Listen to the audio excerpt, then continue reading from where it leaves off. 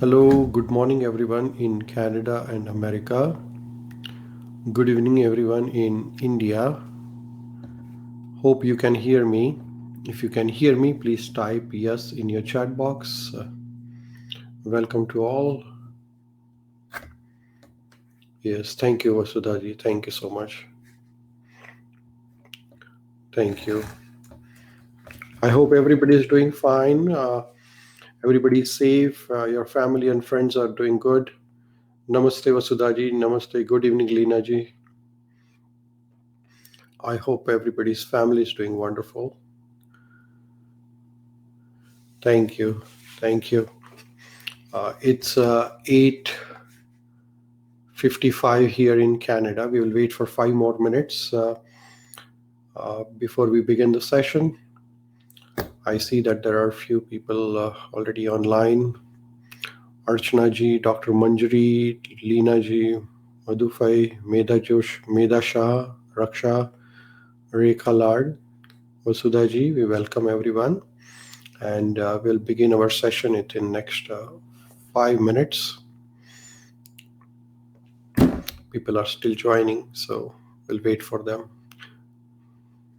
Hope everybody's reading Bhagavad Gita and they are enjoying the reading of Bhagavad Gita.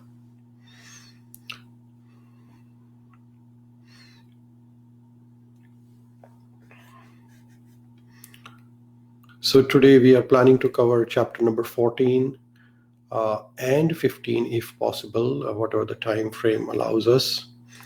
We are 3 chapters away from finishing, so 15, once we're done, then 16, 17 and 18 probably we should be done within the next 2 weeks or so. So we should be able to cover all the chapters of Bhagavad Gita. Yesterday we started with a new session, which is for the Bhagavad Gita. And this one is according to 8 a.m. 8 a.m. India time for next 8 to 10 weeks. This is a new session we have started recently. Yesterday was the first day. So if anybody is interested, you can forward them the link. Hare Krishna Belaji, Hari Bol Madhufai. I'm going to send you a link during the session, but this one is 8 a.m. India time on Saturdays. So if anybody is interested, yes, I will post, Leena ji, the link on the Facebook group, and then you can copy and paste and send it to your friends, whosoever may be interested.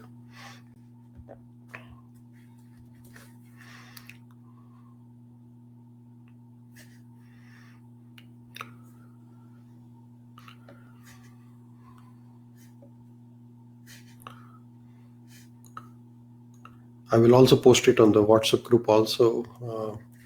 And this is the link here in this chat box. So if anybody is interested, they can join. This is,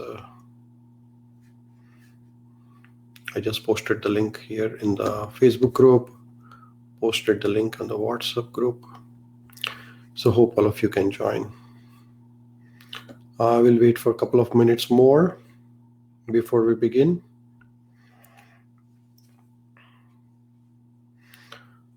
Hare Krishna Darshana.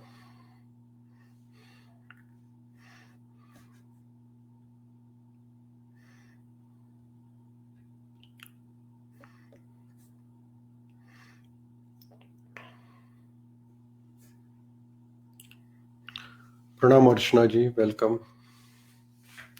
We'll start within next 2 minutes.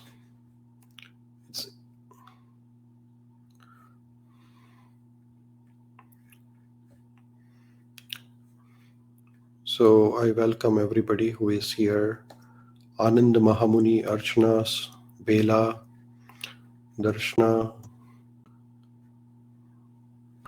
then Dr. Manjari, Ridya, Ketan, Leena, Madhu Jani, Medha Shah, Rajesh Trivedi, Rekha, Raksha, Sangeeta, Swati, Vasudha.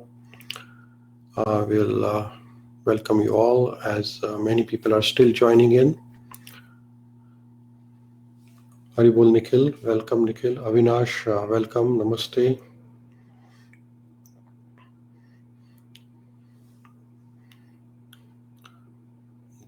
Good morning, good evening, Anand.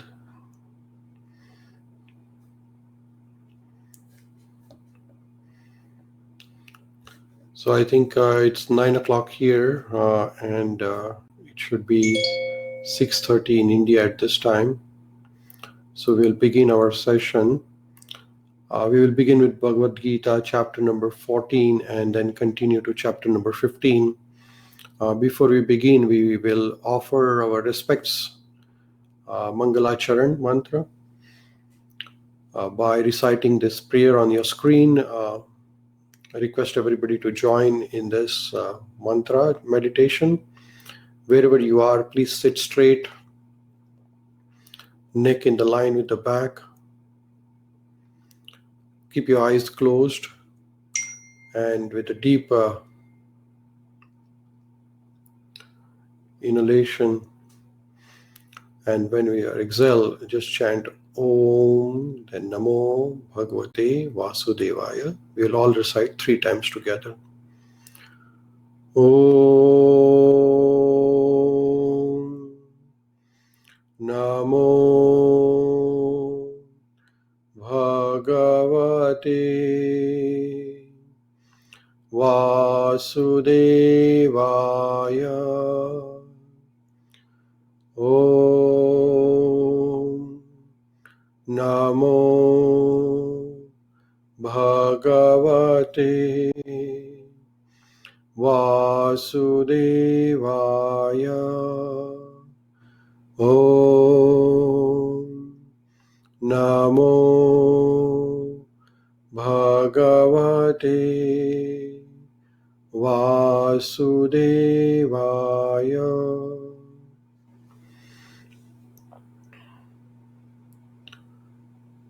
Thank you, everyone.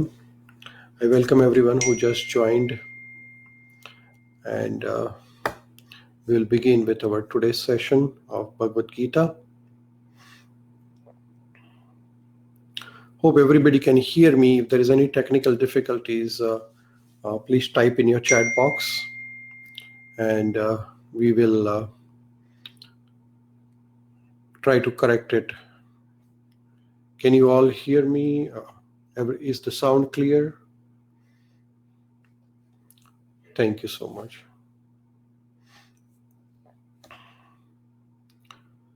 So we continue our journey of Bhagavad Gita, and we have discussed this before. Bhagavad Gita has 3 main divisions: Karma Yoga, Bhakti Yoga, and Jnana Yoga. Bhagavad Gita is all about Bhakti Yoga. However, in chapter number 1 to 6, Lord Krishna is explaining how we can do Bhakti through karma, how we can do direct Bhakti, and how we can do Bhakti through Jnana. So we are now into the sections of Jnana Yoga, and last time we learned chapter number 13. Today we'll continue with chapter number 14 and 15 of Bhagavad Gita. We learned about Sankhya Yoga, Karma Yoga in chapter number 3. Chapter number 4, we learned about Akarma.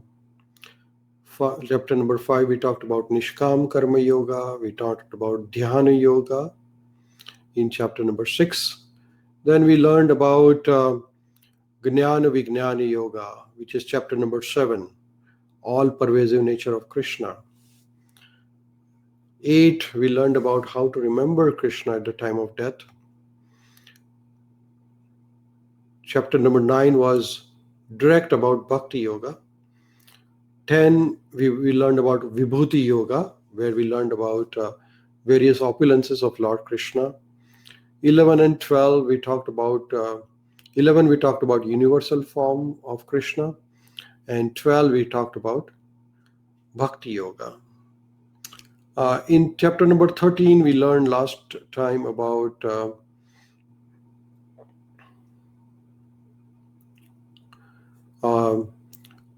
enjoyer and nature and consciousness.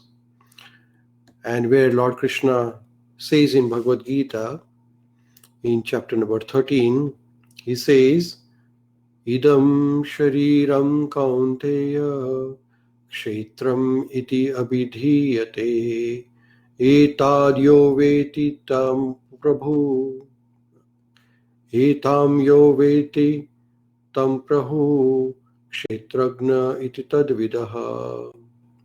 So Bhagavan, Lord Krishna is saying, this body, O son of Kunti, is called filled. And one who knows this body is called as knower of the field. So field means kshetra, and knower of the field is kshetragna. And we learned about the field, sharira, composed of various elements. We talked about Pancha Mahabhuta, and then subtle components, which was mind, ego, and three modes of material nature. Then we learned about 5 sense objects, 5 knowledge giving senses. 11th sense was mind, and 5 objects of senses. So total 24 elements we learned about our filled. Filled means this sharira, body. It is composed of various elements. And when we learned about kshetragna, kshetragna is the knower of the field. Knower of the field is, there are 2 knowers. One is the Atma and another is Paramatma, right? So Atma is the knower and the Paramatma is the knower. So within our body, within all of us actually, there is Atma and there is Paramatma. And once we know our composition, that we are Sharira, and then our real identity is the Atma. We have this Sharira, our body is there, but then it is temporary. Our real nature is Atma. And then along with Atma, within this Sharira, there is Paramatma. So within everybody, there is Paramatma. And then this body is acting under the modes of nature. This body is being controlled continuously. And that is what Lord Krishna is going to talk in next chapter of Bhagavad Gita, which is chapter number 14. And Lord Krishna says that those who see with eyes of knowledge the difference between the body and the knower of the body can understand the process of liberation from bondage in this material nature and attain the supreme goal. So it is very important to know this, that there is a Paramatma who knows our body. Sometimes we might feel that nobody is watching us, but Paramatma, Lord Krishna, here is saying that he is also knower, which means that he is there within us and is continuously watching us. He is continuously monitoring us like a camera, monitoring surveillance. Similarly, Lord Krishna is saying that I am also Kshetragna, I am Paramatma, and I am monitoring all of you. So within every living entity, there is Paramatma. So when we look upon somebody, instead of looking at person as a body, we try to look upon him or her as part of Paramatma, because there is Paramatma within everybody. Krishna is saying here in 13th chapter, he did say to us that Kshetragnam cha api mam vidhi sarva kshetreshu bharata kshetragno yas gnanam yad jai gnanam matam mama. So he says, you should understand that I am also the knower of all bodies. And to understand this body and its knower is called as knowledge. That is my opinion. So Lord Krishna says, he is also Kshetragna. He completely declares to us in Bhagavad Gita in chapter number 13.3. Lord Krishna is saying that Kshetragnam Mamapi. So he is also Kshetrajna. So there is Kshetrajna within all of us. There is Paramatma within all of us. So we should try to see the divinity within everybody. That is called as the knowledge. All other knowledge is superficial knowledge. And trying to see divinity within everybody is called as the knowledge. Because now we have understood the root of everything. That Krishna, he says, Aham Bija Padhaprita. I am the seed-giving father of everything. So that's how Lord Krishna is explaining us the difference between the material and the spiritual nature. And we are the spirit soul. And there is a material nature around us.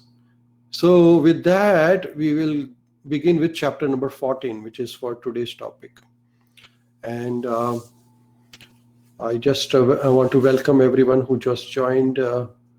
Sarat Chandra, Swati, Raksha, Meda, Sureka, Dr. Sureka Chavan, Neeraj ji, Hemant, Hare Krishna, and welcome to everyone who just joined. Good evening, Gary. Good morning, Gary.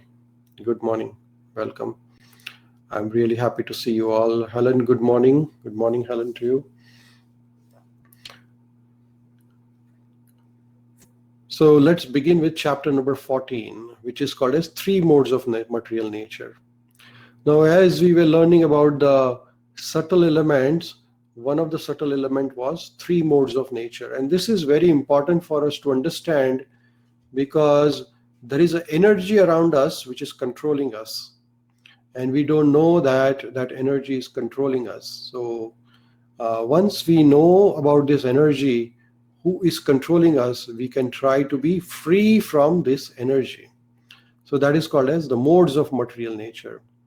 So we'll begin with chapter number 14, shloka number 4, or verse number 4. Lord Krishna says, Sarvayonishu kaunteya murtaya sambhavantiyaha tasham brahma mahadyonir aham bija pradhapita. Here Krishna is boldly declaring that Sarva Yoni means all the species of life, whether insects, reptiles, birds, humans, any living entity, even the plants. Lord Krishna says, Murtayah sambhavantiyaha. Murtayah means form.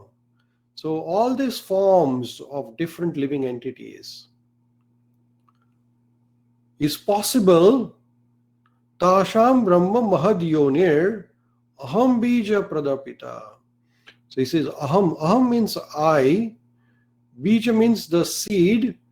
Pradaha, which is seed giving. And Pita means the father. So Krishna here declares that it should be understood that all the species of life, O son of Kunti, are made possible by birth in this material nature, and that I am the seed-giving father. So we have a father and we have a mother. We all have father and mother. So father is Krishna and mother is material nature.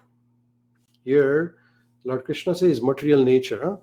Tasham Brahma Mahadyonir Aham Bija Pradapita.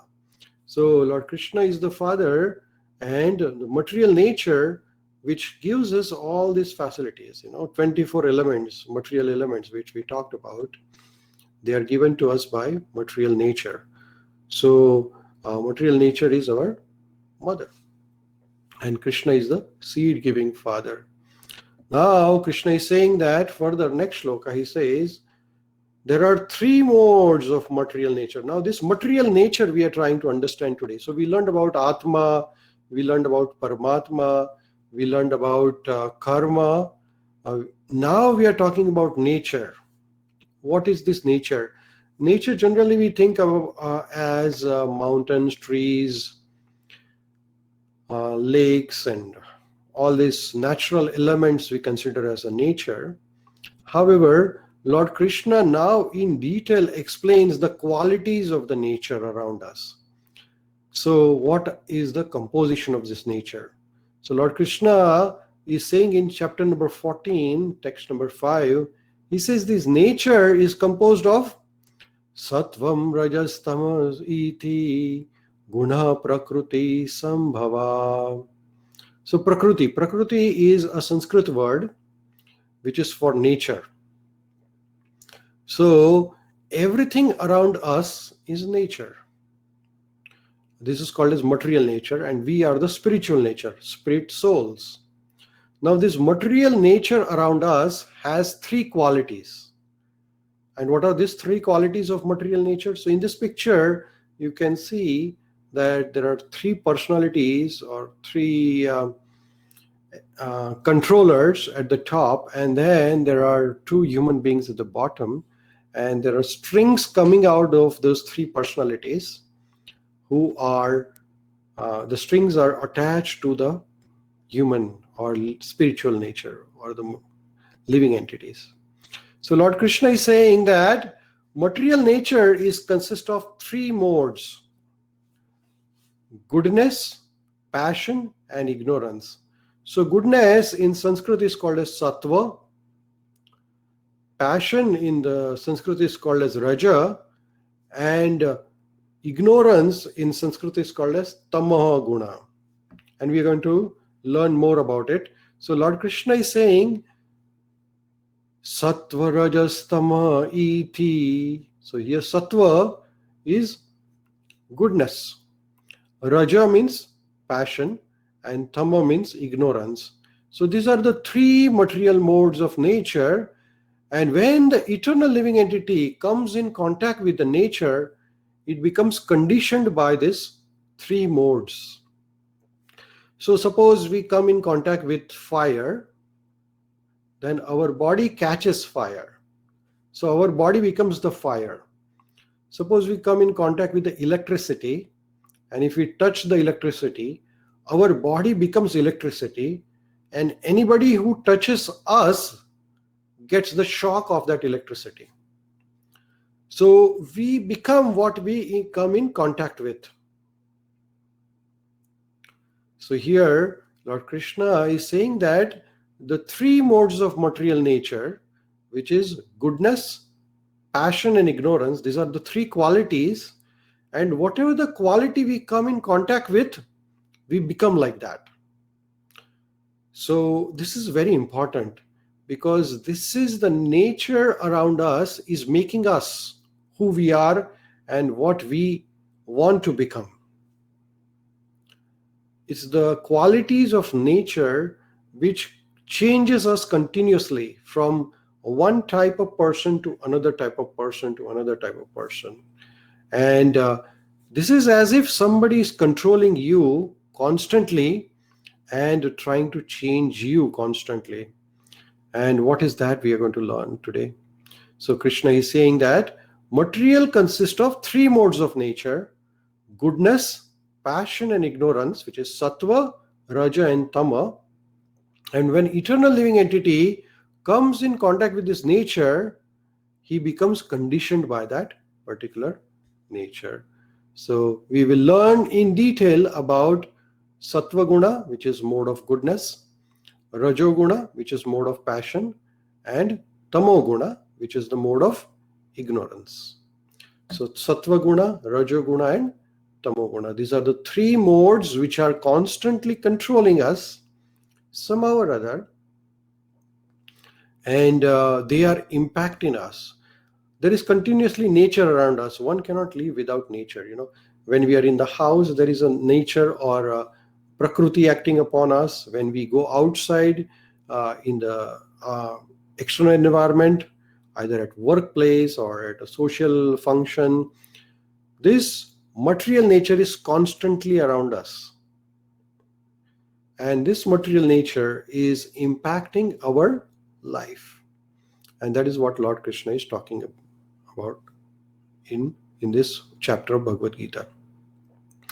So now Lord Krishna is describing the qualities of this three qualities in detail. So he is saying first about Sattva Guna.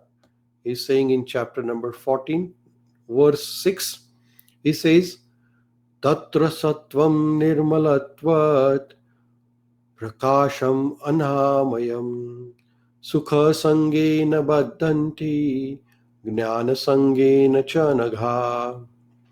So here he's saying that Tatra Sattvam Nirmalatvat, Sattva Guna.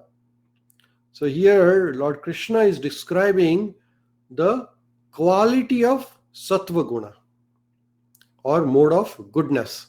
So when we are surrounded by environment which is in the mode of goodness, then what happens to us? So suppose we are now all in this environment. At this time, we are all online learning Bhagavad Gita, and wonderful people have accumulated today. I welcome all of you who just joined: Hari Kumarji, Gary, Helen, Tash, Kajal, Desai. We welcome everyone. This is the nature we have created around us. Now this one, during this session, during this time frame where we all are connected, we are surrounded by a nature. A nature is acting upon us constantly. There is not a single moment of time when the nature does not act on you. Even we are not doing anything, also nature is continuously acting upon us.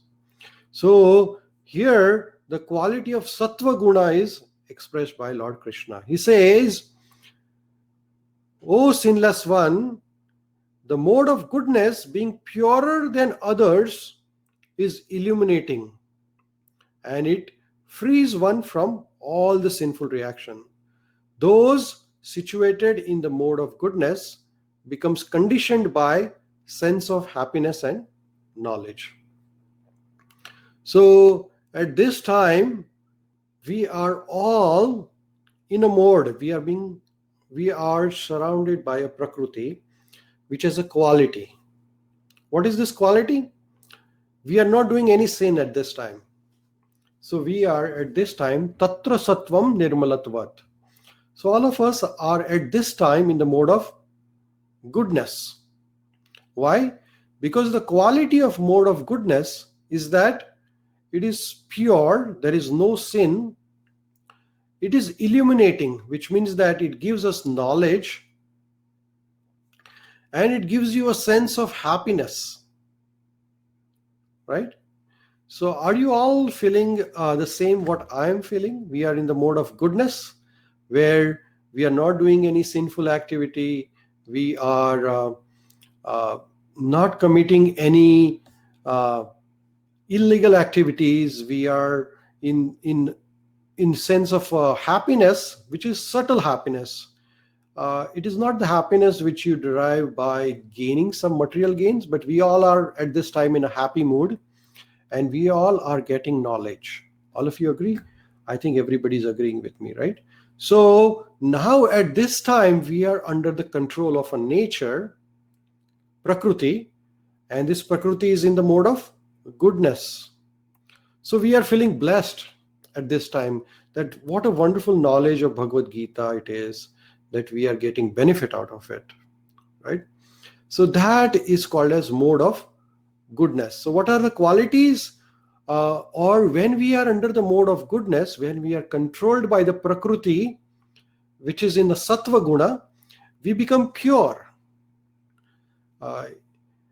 More we read about Bhagavad Gita and more we put into practice, our life becomes pure every time when we learn more about it. So our life becomes pure, then we become free from sinful reactions. And then we have a sense of knowledge and happiness. So the ideal examples of people in the mode of goodness are like teachers. Teachers always, like when you go to the school, the teachers are always purer. They are trying to give some positive knowledge. They have a sense of happiness. They have a sense of knowledge, and they feel that they are doing something better for the community. Another type of people, like say scientists or philosophers, they have this sort of a contribution they give to the community. The scientists who are now discovering vaccine, they have this sense of happiness as well within them, that is, we are able to contribute something positive to the community. And they have this sense of also conditioning that yes, we are doing this, and we are doing this for the betterment of community. So there is a sense of conditioning that they are doing this for welfare of others. But this is much better than all the other modes of nature, and we are going to learn about other modes. But among three modes, Sattva Guna, Rajoguna, and Tamoguna, when we are under the control of Sattva Guna, which is mode of goodness, it is the best. Now, what happens when we are under the control of Rajoguna? So Lord Krishna says in 14th chapter, 7th shloka, Lord Krishna is saying, Rajo ragatmakam vidhi trishna sanga samudbhavam tata nibandhanti kaunteya karma sangena dehinam. So here Lord Krishna is saying Raja. Raja means passion. So when we are conditioned by, or when we are under the control of Raja Guna, Raja Ragatmakam Vidhi. Now when we are controlled by the mode of passion, then what happens? Then Ragatmaka, which means that we develop a lot of desires. Rajo Ragatmakam Vidhi. So we become desires. What are the desires we develop when we are under the mode of passion? Our desires become unlimited, actually. That we want to achieve more name, we want to achieve more fame, we want to be the most successful person, I want to get a lot of money, I want to, some people's greed for money never satisfies.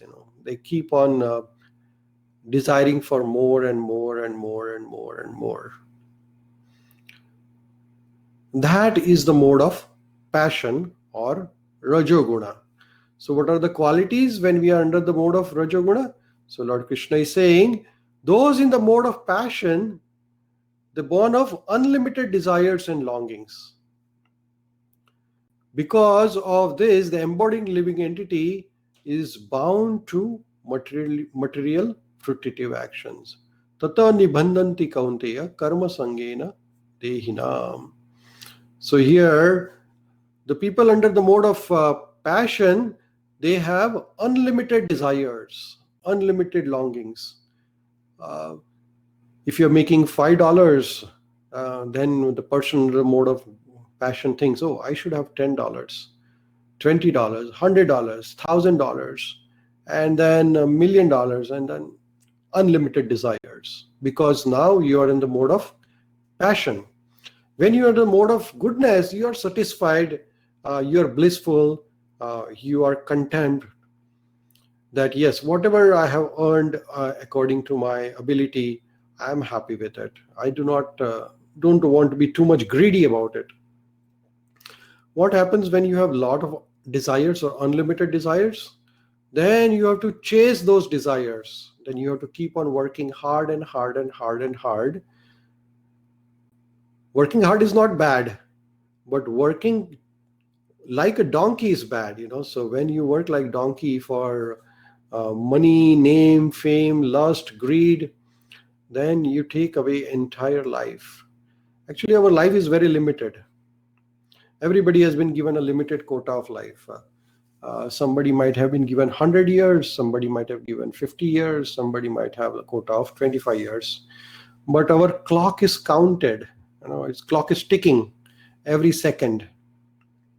And very limited time, especially you can understand that During this coronavirus time, I have seen that a lot of young people who were thinking that they were invincible have suffered and lost their lives to the coronavirus. So time is ticking, and the purpose of human life is to recognize and realize our identity and progress towards the spiritual freedom, getting out of the bondage of repeated birth and death. Because we will not get this opportunity when we become, if we ever become animals. Because animals, they are living entities, they have intelligence, but they do not have a higher intelligence to search for absolute truth. And Bhagavad Gita has this absolute truth. Lord Krishna is saying that Prakrute Kriya Karmani Gune Karmani Sarvashaha. To get out of this material modes of nature is very difficult, and people think that I am doing. But those who surrender to Krishna, to the knowledge of Bhagavad Gita, and follow their life of Nishkam Karma Yoga and Bhakti Yoga, they can definitely overcome and get free from repeated birth and death. And that is our target. Our target is not to achieve a lot of material success. Our target of human life is to get out of this birth and death. Then our life is successful. Our life will not be successful if we cannot get out of birth and death.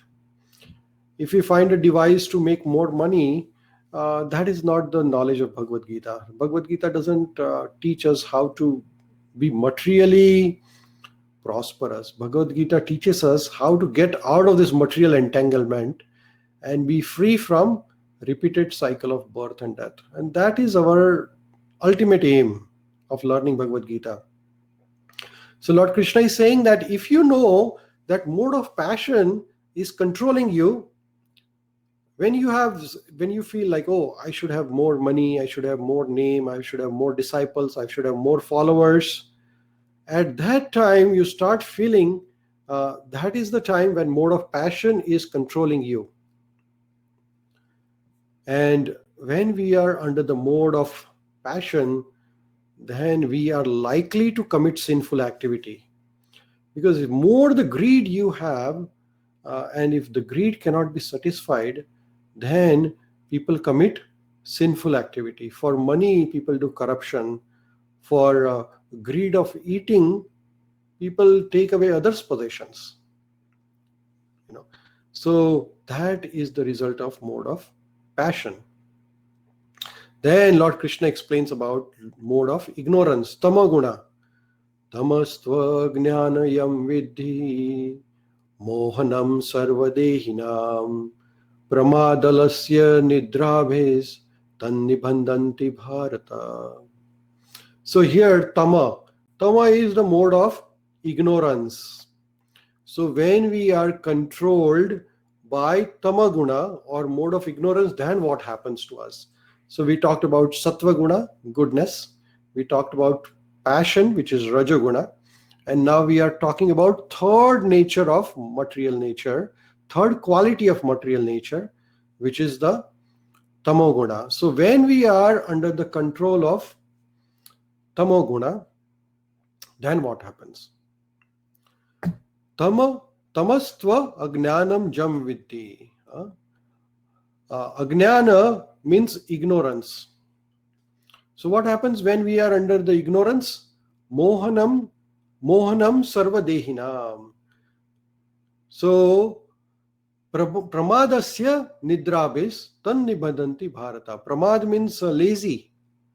We become lazy. Nidrabes means we are sleepy. So Lord Krishna is saying, O son of Bharata, know that the mode of darkness, which is tamaguna, ignorance, is delusion of all the embodied living beings. The result are madness, indolence, sleep, which bind the conditioned soul. So under the mode of ignorance, pramad, madness. Let's learn about madness in detail. Have you seen ever a mad person in your life? Mad means uh, if you visit, say, a psychiatric hospital, then there are some people who have lost the balance of their mind. Now, this people who have lost the balance of their mind, they sometimes declare something which they are not supposed to be. For example, I was watching one time a drama where there is a scene of uh, a well prestigious man, a very knowledgeable man. He wanted to visit a mental hospital, psychiatric hospital, and he visits the psychiatric hospital with one of his friend who is a doctor, and he sees that there is a group of psychiatry patient who have assembled there, and one of them was standing on the top of a table, and he declared that he is the president of that particular country, or he is the prime minister, he is the main leader of that particular country. And he asked every psychiatric patient or mental patient who assembled there that you bow down before me and pay respects to me. So all the patients who had lost the balance of their mind thought that that guy is telling true, and everybody was paying their respects to him. So the person who was visiting them started laughing that what a drama this is, and sometimes you might have seen this in the movies, they act as if there is the person who is a psychiatric patient act as if he's the king and everybody are the uh, citizens, and everybody pays respects to him. But then person who watches from a distance knows that this person has lost balance. We call them mad people. Mad means which is not sensible, which doesn't make any sense. Now, the madness exists in all of us. We all are to a certain extent mad. We declare sometimes that, oh, I am so and so. I'm a doctor. I'm an engineer. I'm a professor. I'm a scientist. I am the boss. Like that, we declare that, but actually, we all know that we are not that, because we are spirit souls. I was not doctor about 30 years back or 40 years back, and after 40 years I will not be a doctor. So this is a transition, so what you were not there, you are there, and you will not be there. So this is called as illusion. If you go to a desert and you see a water there, you feel like water from the distance, and then you go closer to the water, and then you feel, oh my God, this is not water, this is just a mirage. Muruga Jal, it is called in Sanskrit. Similarly, if you are driving on a tar road and you might see a water there, but that is actually a reflection of sun on the road. So that's called delusion, and delusion comes because of lack of knowledge. We are all under the delusion that I am this body, because we don't have the knowledge that we are not this body. Body is just a vehicle which is given to us, and we are traveling in this body. Atma is traveling in this body. So Lord Krishna is saying that the result of this mode of ignorance is madness. So people become bad behind this body. So then they kill each other, the violence and all this sinful activities in society, what we see are results of madness. People are gone mad, like drugs, a rampant use of drugs all over the world. Crimes are increasing, diseases are increasing, cancer is very high everywhere in the world. I see a lot of patients every single day. And what is there? There's a madness, there is an ignorance. People are eating the food which they should not be eating. People are living a life which they should not be living. And the healthy habits are missing everywhere. So that is madness. We know that smoking is bad, but people who smoke, they are gone mad. They do smoke. We know that oil or oily, spicy food is not good for our health, but still we eat it. It's like a madness, that this is going to cause harm to us. lack of exercise is going to be harmful to us, but we'll still don't do exercise. That is a madness. So Lord Krishna is saying that when we are under the mode of ignorance, tamoguna, we become mad, we become pramada, which means a sort of a laziness, alasya. Pramada alasya. Alasya means laziness, indolence. Even we know everything, but we don't want to do anything. That is madness and laziness. And next quality of this, Lord Krishna says, nidra bhes. Nidra means sleeping, excessive sleeping actually.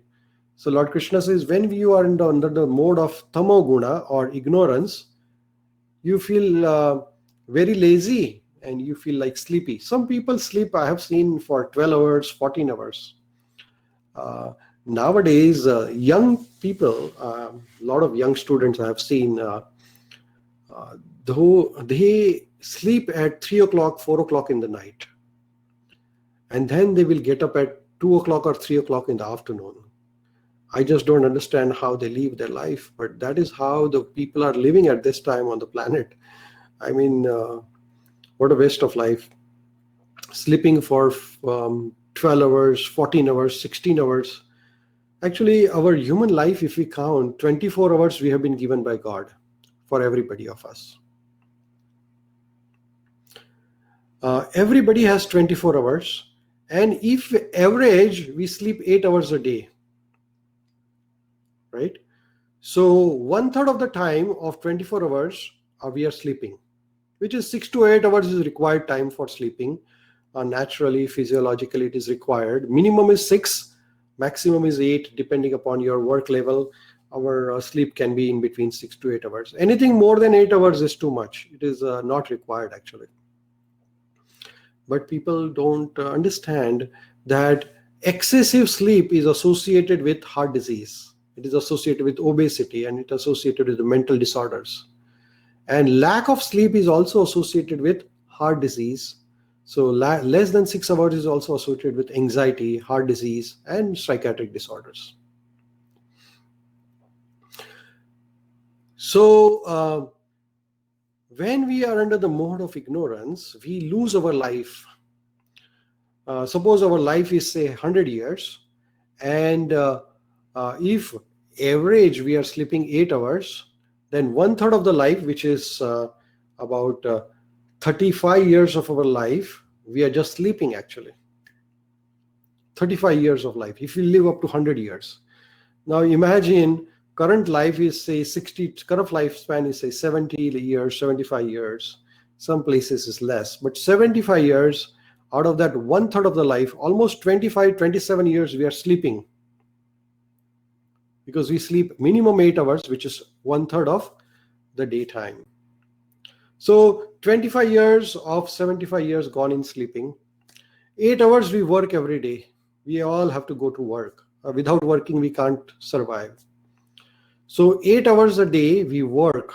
So another 1/3 of the life in working hard at the factory or mill or hospital or school, college, wherever you are. So 1/3 of life sleeping. 25 years gone in sleeping, 25 years goes working hard for somebody. Some people work very hard.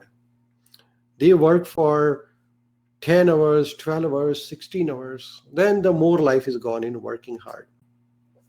So out of 75 years, 50 years are gone in sleeping and working. Now how much time left? Another 25 years.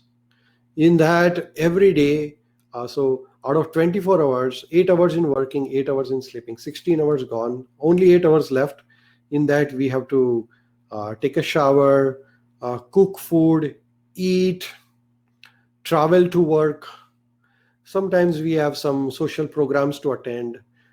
Somebody is admitted to the hospital, we have to serve them. We have to do some social work, community service, times for friends, times for family.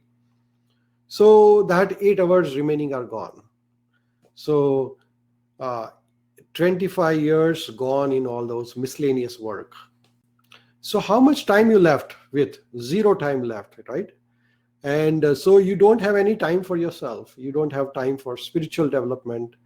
you don't have time for reading Bhagavad Gita is becoming difficult for us. I don't know how many of you have already started reading Bhagavad Gita. But if you decide that, okay, out of this 24 hours, which anyway are going to pass away, I will decide that I will be under mode of goodness at least for 1 hour a day, right? Yes. So Suresh ji is saying that he has started reading Bhagavad Gita, and that is wonderful. But when we are under the mode of tamoguna, we don't feel like reading. We don't feel like going under the mode of sattva guna. We become lazy. Oh, maybe I'll read Bhagavad Gita tomorrow. Now, actually, we can read, if we are serious enough, then we can read Bhagavad Gita in 1 week,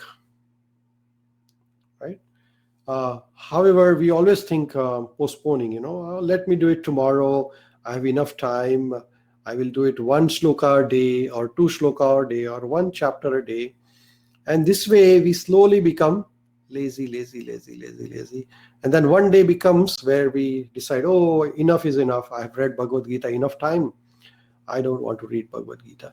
Or I have done dieting too long. I've controlled my food, but now I'm not going to control my dietary habits. I'm going to eat whatever I want. I try to do exercise every day, but enough is enough. I'm not going to do exercise any day. It's like passing from sattva guna to rajo guna to tamo guna, sliding down, right? So slowly and slowly, we are now in the mode of goodness.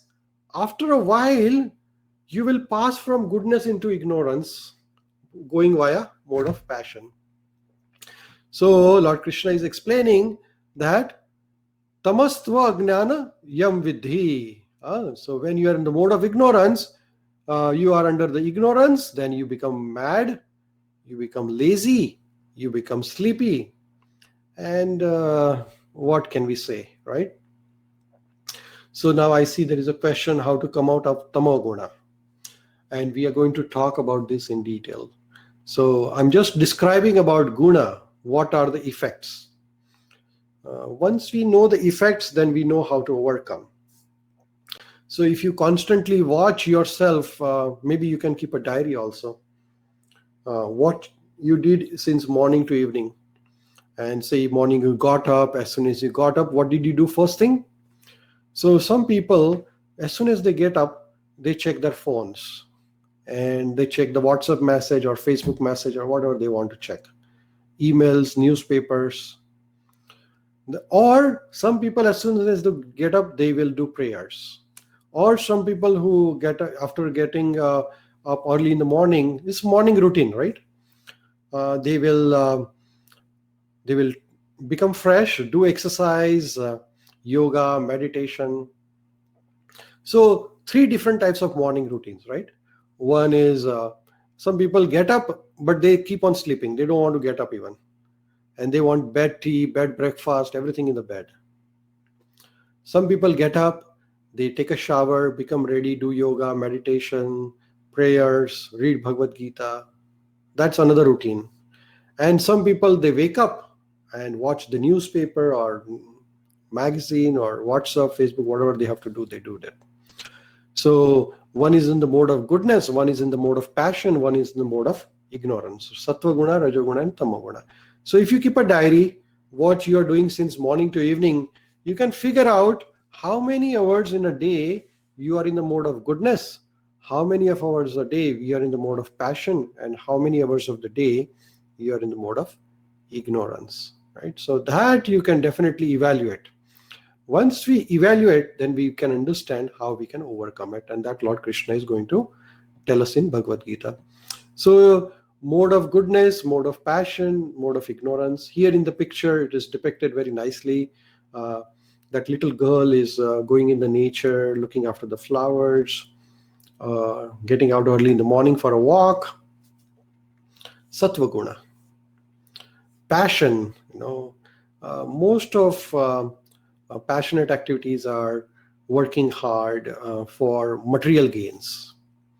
And ignorance or tamoguna, drinking, smoking, laziness, you name it and it is tamoguna. And we'll learn more about it in detail. So just to summarize before we go further, Sattva Guna is the mode of goodness. It gives you knowledge. It makes you free from sinful reactions. And there is a conditioning. What is the conditioning? Conditioning says that, I am under the mode of goodness. I feel I'm better than others. That is one feel when we are under the mode of Sattva Guna. You might be feeling at this time that you are much better than other people. That is what is the conditioning, that you feel that you're doing better than others. That is mode of Sattva Guna. Then mode of Raja Guna, passion. There is a sense of pleasure. There is a sense of unlimited desires. You want more honor, more money, more prestige, everything more in the society, so more and more. They say in Hindi, there is a proverb, say, dil mange more, which means the heart needs more and more and more and more. So that is what is Rajoguna. And then mode of ignorance, there is madness, laziness, and lack of knowledge. So we summarize these three qualities of nature. Now I will pause here and see if anybody has any questions.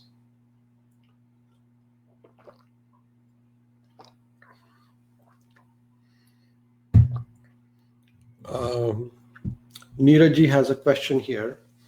Why the soul gets conditioned when its nature is full of knowledge and part of Supreme Soul? Can the soul get out of being conditioned in present life? Or as long as we are living, will be conditioned? So that is what Lord Krishna is going to instruct us. And Neeraj's answer is lying in the next part of the shloka. So I'm going to answer this question. We'll move forward and we will try to answer the Neeraj's question. Neeraj's question is very, very deep and very wonderful question. So let's see what we can learn. Anand is saying a child is conditioned in school to win competition. Is that bad passion? Gautami has a question. How about longing for meaningful service to the people?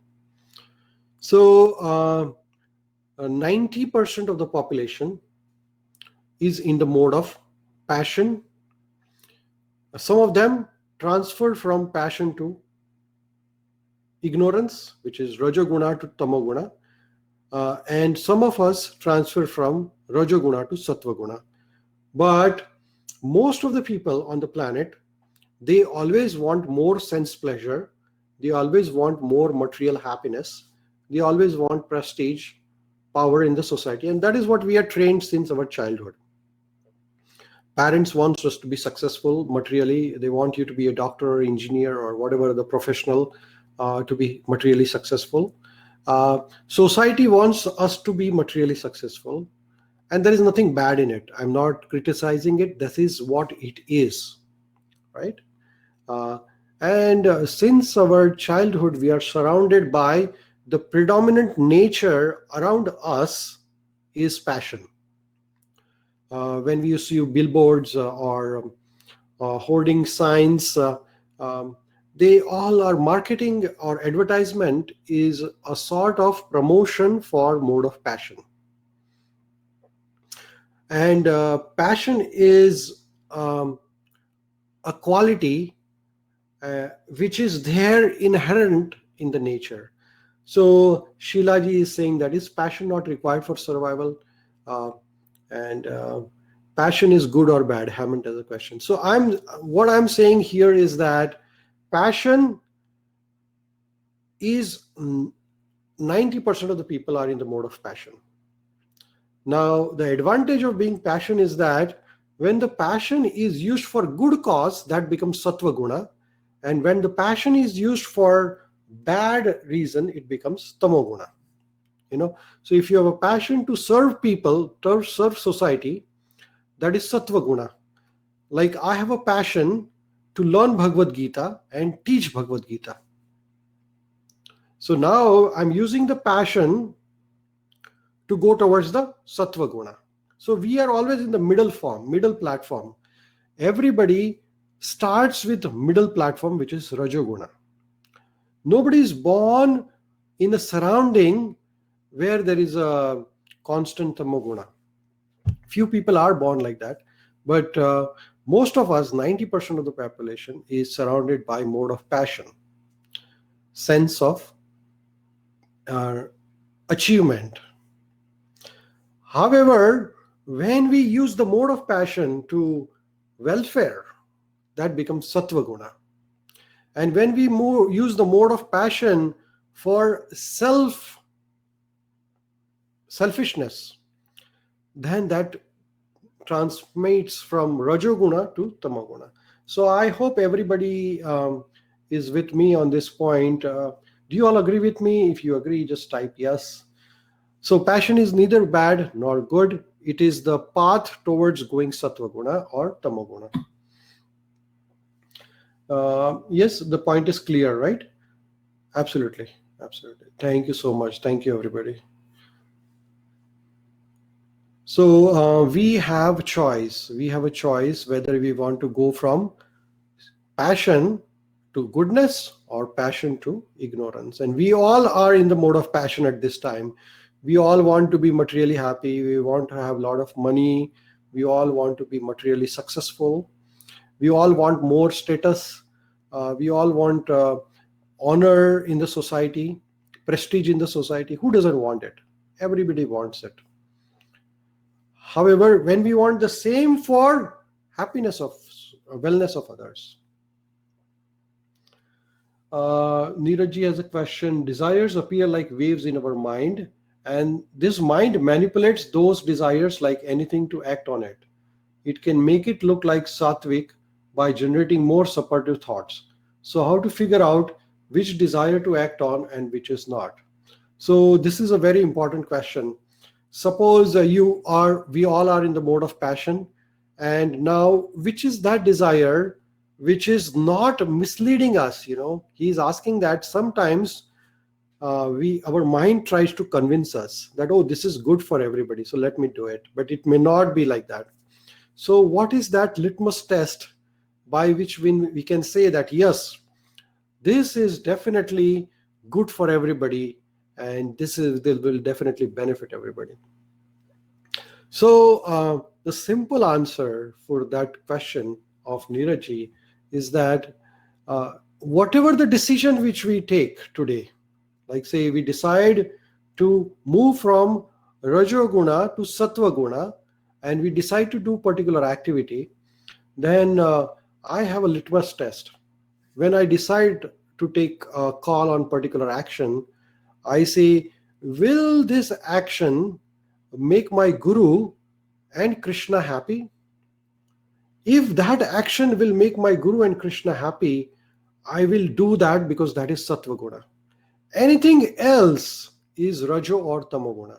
So asking one simple question, will my action make Creator happy, God happy, Krishna happy, or my guru happy, who is giving me this knowledge of Bhagavad Gita? If that particular action makes Krishna happy, that is sattva guna. Everything else is tamoguna or rajoguna. So I hope that helps you to answer. Now, passion to learn Bhagavad Gita is sattva. Passion to learn Bhagavad Gita is more than sattva guna, which is called as shuddha sattva.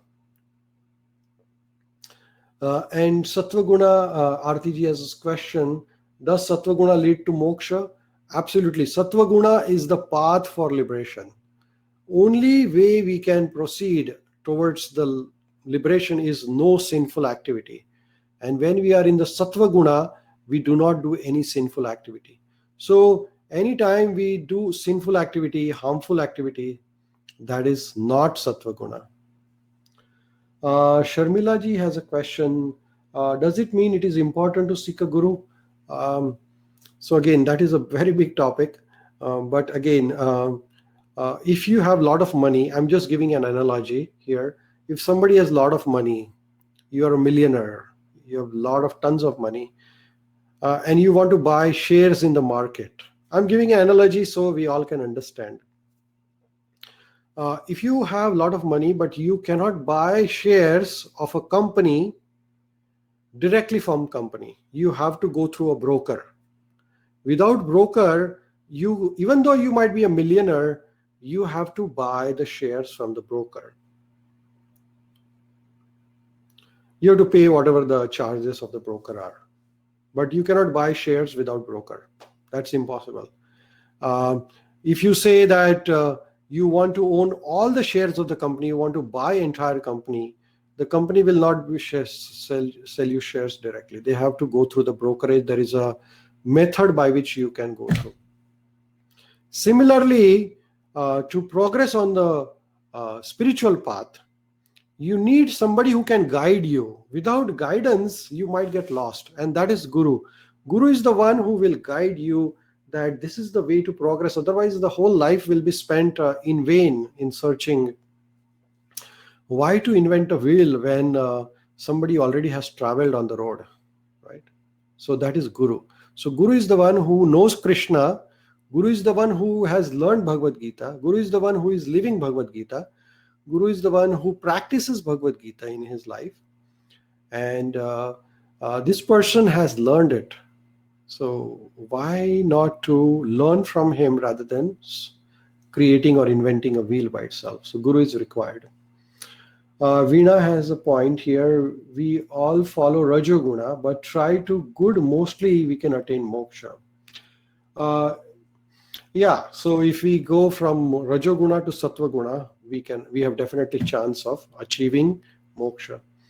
Guru is like GPS in the modern days of world. That's a comment by Hari Kumarji. Yes, Guru is the guide. He is going to lead us to the right path. So Neeraj ji has again question. We'll take this last question and then we will continue with the discussion towards the next part of this chapter. Otherwise, we may not be able to finish. So Neeraj ji has a point here. Continuing within the previous question, suppose I wish to do less in the material world and do more in the spiritual matter. Will it make Krishna happy? I'm not sure, but I'm sure my family will not be completely happy if I do less materially. Then how to decide? Okay, so let me discuss this point in brief and then we will proceed further. Just hold on for next questions. Charuji, Veena-ji, Sharmila-ji, I'm going to take your questions as soon as we are done with the Neeraj-ji's question. Just hold on all the questions because if there are too many questions, I will not be able to answer all of them. So Neeraj-ji has a question that if we decide to work on the spiritual path and not worry about the material happiness, what will happen? The family will not be happy or they will not like it. So I think we have to understand the message of Bhagavad Gita. Krishna is not saying that do not do your work. Krishna is saying do your work 100%. Karmanya eva adhikaraste. So we all, like if you're a doctor or if you're a professor, if you're a teacher or if you're a businessman, if you're a scientist, you're a computer programmer, engineer, whatever you are, you don't have to give up your work. So when we give up our work, we are losers. That is not what we are. Arjuna wanted to give up his work as a fighter and he wanted to be a spiritualist. Krishna says you cannot be spiritualist by giving up your duty. Suppose you decide that, okay, I want to progress in the spiritual path, so I will give up my practice as a doctor and I will just do humanitarian activity, like help others, serve others. That's possible, but you have to have a duty to maintain the family as well, because you have a wife and children, you have taken responsibility now. How can we escape from this responsibility? You cannot. That is not what Krishna is explaining in Bhagavad Gita. Krishna is saying whatever dharma you have taken, if you have taken a dharma as a grihastha, you are married, you have wife and children, it is your duty to look after the family. If you escape from that, that is adharma. However, at that time, while doing your duty as a wife or husband, you might be doing the duty, but do the duty with the sense that I'm doing it as a service to Krishna. Mode of pure goodness, sattva guna, pure sattva guna. That I'm able to do this because of the blessing of Krishna. I'm thankful to him for giving me this healthy living, healthy life, a good family. I'm really thankful, a good job. And whatever activities I'm doing, these are my offerings to Krishna. And that is what we learned from Nishkam Karma Yoga or Akarma Yoga. So Krishna is not asking you to give up your activities. So when you do bhakti, or when you do karma with bhakti, then Krishna becomes happy and the family becomes happy. So I do my work, I bring money, I offer the money to Krishna. Krishna is not going to take a single penny from you, but it's just the consciousness. And you have a pure consciousness. So you are living a life of goodness, and you are all making everybody happy. So let's I think that helps. If hopefully that helps Neeraj ji to answer the question. I have some questions here. Buddha left his family. Did he do adharma? Buddha was incarnation. He had certain purpose. Not everybody can leave family. Buddha did not accept the family. First of all, he was young. Some people take sannyas when they are young. They decide that spiritual path. They don't take over any responsibility. They don't get married or anything like that. So some people, they leave the responsibility and they take premature sannyas. Then they fall down. So, but Buddha was on a different platform. We are not here to imitate Gautam Buddha. Gautam Buddha or Lord Buddha is a divine personality. He is incarnation of Lord Vishnu. So we are not here to imitate them. We are talking about common man's life. We are not Buddhas. We cannot become Buddha. Buddha was 1 in billion trillion. Nobody can or nobody will become like Buddha after. We just try to follow their path by learnings from them. We cannot imitate them. So then all the religious gurus who renounce the world is not right. Leena ji has a point here. So renunciation is required. Some class of renunciate people are required in the society. But not everybody should renounce everything. Sannyasis are required, gurus are required, sadhus are required, but everybody cannot become a sadhu. I'm just talking about common people like you and me. We are common man. We cannot become sadhu. We cannot become sannyasi. So we are not talking about them. I'm not trying to judge anybody by learning Bhagavad Gita. I'm trying to judge myself by learning Bhagavad Gita. So what happens in our life is that when we learn something, we try to apply this knowledge to others rather than applying this knowledge to ourselves. So I will monitor myself whether I'm in Sattva Guna, Rajoguna or Tamoguna. I'm not going to monitor you, you are in the mode of goodness or passion. Right? So whatever other people are doing, I'm not worried about them. The Bhagavad Gita is for me. Bhagavad Gita is not for anybody else. Me means all of us. When I ask somebody, Bhagavad Gita is for whom? So somebody says, oh, this is for everybody. Actually, Bhagavad Gita is for everybody, but Bhagavad Gita is for me, myself. Myself means all of us individually. So when I try to see, this person is in the mode of passion, this person is in the mode of ignorance, this guru is doing wrong, that guru is doing wrong. Bhagavad Gita is not for that. Bhagavad Gita is not to judge others. Bhagavad Gita is to judge ourselves. How much better we can make our lives. Beautiful, wonderful. So the day we use Bhagavad Gita for judging others, we are misusing it. And misuse is adharma. So we have complete blessing of Krishna here in the form of Bhagavad Gita. So let's utilize this to make our life beautiful rather than judging others' life. Has Yogi Arvind as a superhuman soul? Again, Yogi Arvind as a human become a super soul. Again, as I saying that I'm not here to judge anybody. Anandji, Yogi Arvind life, I have not read about him much in detail. But again, what we learn here is for ourselves. I'm not applying for anybody. Veena ji is saying how to know which guru is genuine. The guru which gives you a true spiritual knowledge, guru who walks his talk, guru who does not expect anything from you. He doesn't want any honor, money, prestige, nothing he wants from you. He doesn't desire any material gains. He just wants you to see, he wants you to be happy. He doesn't want anything for himself. Guru gives you Krishna. He gives you Krishna consciousness. He gives you bhakti. He gives you Bhagavad Gita. He gives you true spiritual knowledge.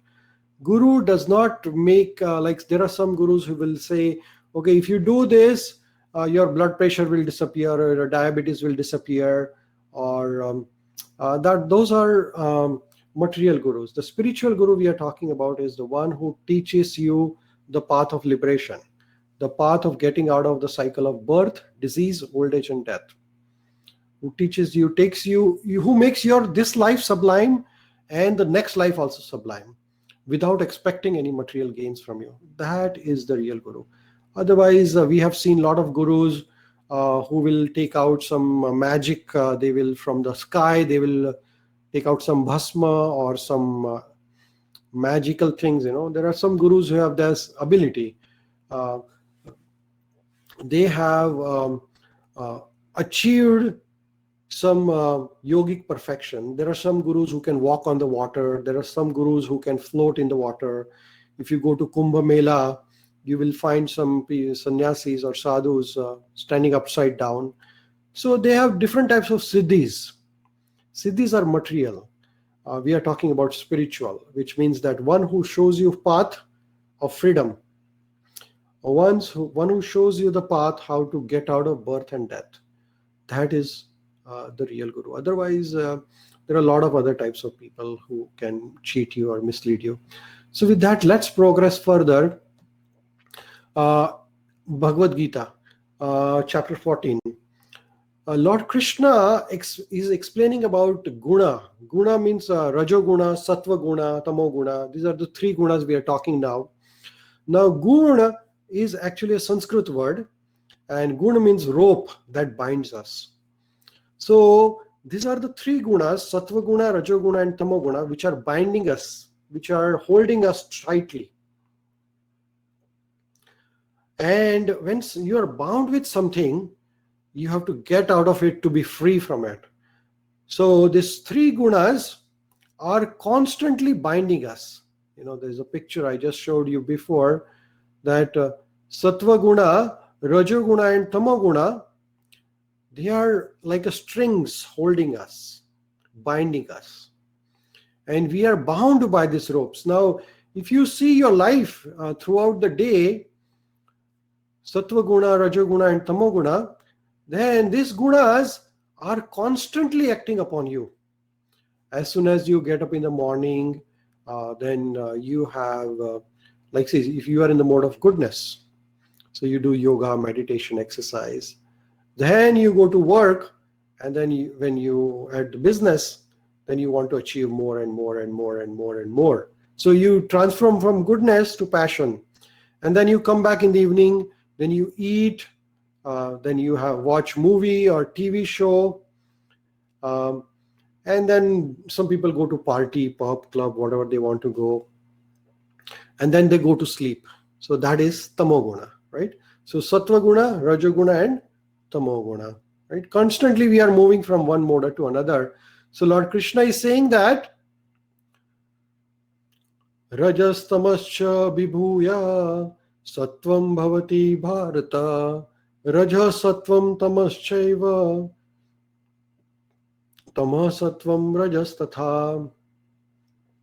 So Lord Krishna is saying, sometimes the mode of goodness becomes prominent, defeating the mode of passion and ignorance, O son of Bharata. So sometimes mode of goodness is higher. Now at this time, we all are in the mode of goodness, and all other modes are lacking behind. So all other modes cannot act upon you at this time because you are in the mode of goodness. We are in the we are gaining knowledge, we are peaceful, we are satisfied, and we are not doing any sinful activity. So at this time, mode of goodness is prominent. Then sometimes the mode of passion defeats the goodness and ignorance. So sometimes passion becomes predominant. And then sometimes the ignorance defeats the goodness and passion. So Lord Krishna is saying, in this way, there is always a competition among these three modes for the supremacy. So there is always a competition between mode of goodness, mode of passion, and mode of ignorance. Sattva guna, rajo guna, tamo guna, they are constantly fighting with each other. Just give me 1 second. My power supply is running out. I'm going to connect my power here to the computer.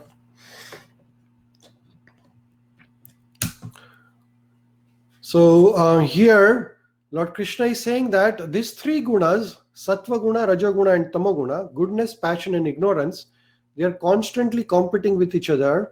Sometimes goodness becomes prominent, sometimes passion becomes prominent, and sometimes Tamo guna, ignorance becomes prominent.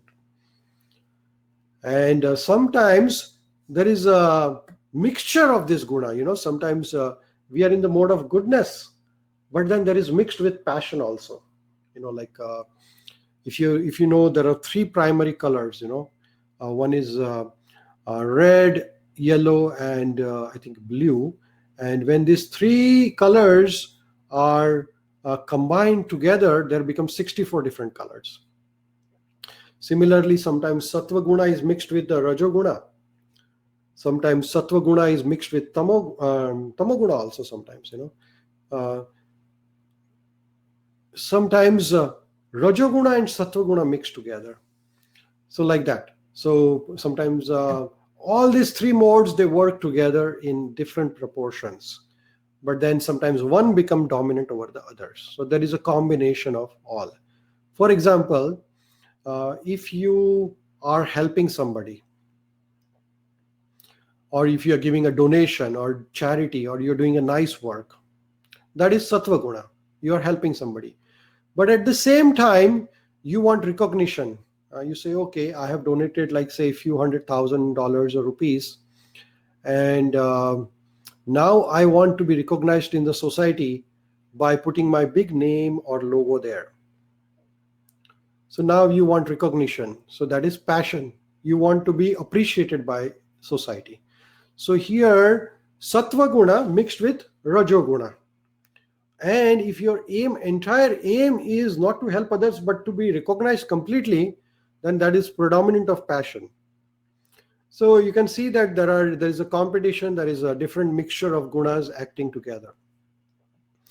Now in our life, everything what we do falls into these three gunas. Like for example, food can also be in the mood of Sattva guna, food can be in the mode of Tamo guna, or food can be in the mode of Rajo guna. How is that?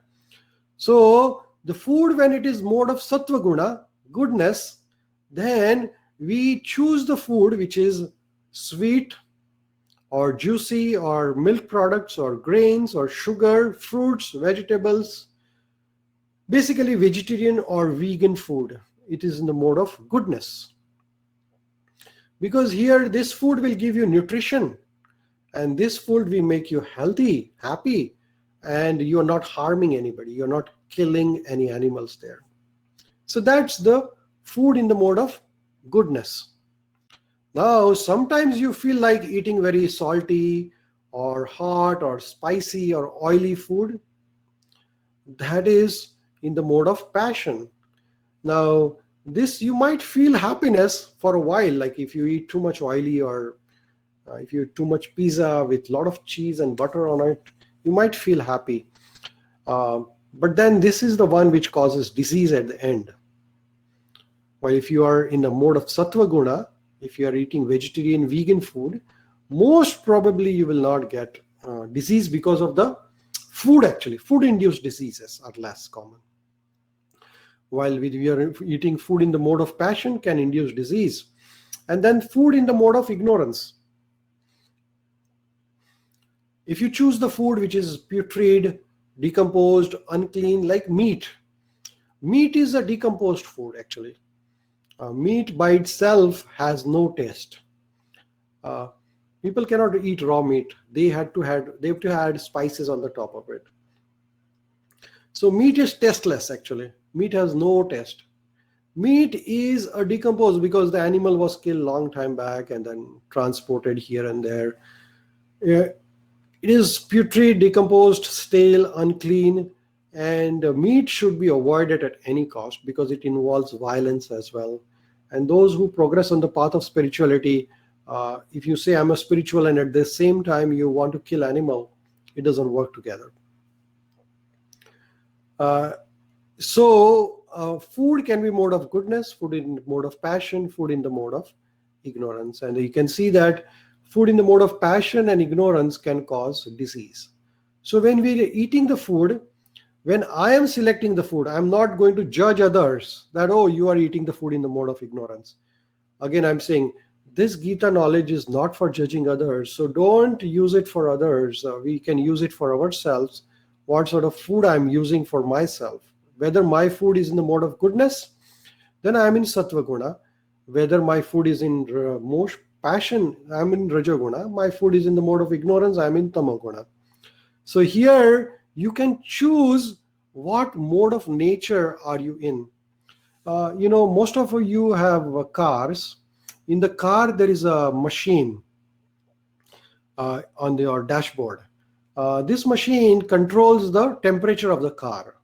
So if you move the machine towards the right, the knob towards the right, your car becomes air conditioner. So you switch to one side, your car has air conditioning on, and you switch to other side, you can have the heating on. The machine is the same, but you can turn to heating to cooling, right? So same thing can be converted into goodness. Same thing can be converted into passion. Same thing can be converted into ignorance. So you can have a hot weather, or it has a cold weather, or you can have a normal weather. But the machine is the same in the car. Similarly, we all have this human body. We can choose to use this human body for goodness, passion, or ignorance. It's all our choices. Krishna has given us little freedom. And with this freedom, we can choose what we want to be. So we can choose our food in the mode of goodness. I can choose my food in the mode of passion, or I can choose my food in the mode of ignorance. And if I choose my food in the mode of passion and ignorance, there is a disease induced by this food. Then actions, if you perform any action under the scriptural regulations as a matter of duty, without attachment, without hate, and this action, if results in the purification, that is the action or karma in the mode of goodness. If you perform karma under the egoism, oh, I'm doing it, I'm such a great person, to satisfy one's own desires, selfish desires, that is passion. And if you do karma, which is irresponsible, violent, distressing to others, it will result in the foolishness, and it is in the mode of ignorance. So tamoguna. So your karma, you can choose what type of karma you want to do. And that can be in the mode of goodness, passion, or ignorance. Similarly, happiness. We all want to be happy. But when the happiness you derive from the activity which feel like poison in the beginning. For example, exercise, getting up early in the morning and doing exercise. Say somebody asks you, do yoga every day morning, get up at 4 o'clock or 4:30 or 5 o'clock early in the morning, and become fresh and start doing yoga for 1 hour a day. First of all, for most of us, getting early in the morning is like a punishment. And nobody wants to get up early in the morning, 4:35, forget it, I'm not doing it. Because this is very difficult in the beginning. It's like a poison in the beginning. But once you start doing yoga, once you start getting up early in the morning, start doing your meditation, make it as a morning routine, your life becomes really happy. And you can control your mind and senses. And morning routine is the one which makes your life actually. So is the morning which can decide how your whole entire day is going to be. And I highly encourage myself, not to others, to get up early in the morning, as early as possible, and do meditation, yoga, exercise, and do japa. I do japa every single day. So this is all a part of goodness. So you can compare it to the poison in the beginning, but the nectar at the end. So once you start doing this routine, then it becomes happy thing at the end. When you do the happiness, when you derive the happiness from sense objects, some people like to watch a lot of movies. They find it is happiness. Some people like to watch news channels. Always, they feel happy. The more they read or listen to the news on the radio and TV, they feel happy. They are addicted to that thing. Some people are addicted to Facebook or social media. They derive happiness from them. That's all sort of a happiness which is derived from the passion. You might feel happy, but here you are losing your invaluable time, and you don't achieve anything after watching movie. Basically, once in a while is fine, but not always. Or if you're constantly on the news or constantly on the social media, it destroys your life. It destroys relations. It destroys people. It destroys everything. So, and then some people derive happiness from sleep. Some people derive happiness by drinking or smoking. It's a problem in the beginning and problem at the end. There's no happiness here, but they feel that they are happiness. So all the actions can be performed under these three modes of nature. Everything what we choose can be categorized and under the three modes of nature. And these modes are very tightly associated with each other. And we continuously fluctuate from mode of goodness to passion to ignorance, goodness to passion to ignorance, goodness to passion to ignorance, like that. Now, Lord Krishna further says, Lobha pravrittir arambha karmanam asambha spruha rajasi etani jayante vivardhe bharatvarshapha. So Krishna is saying that, hey Arjun, when there is an increase in the mode of passion, the symptoms of great attachment, fruitive activities, intense endeavor, and uncontrollable desires and hankering develop. This is where you check yourself. This is the checkpoint.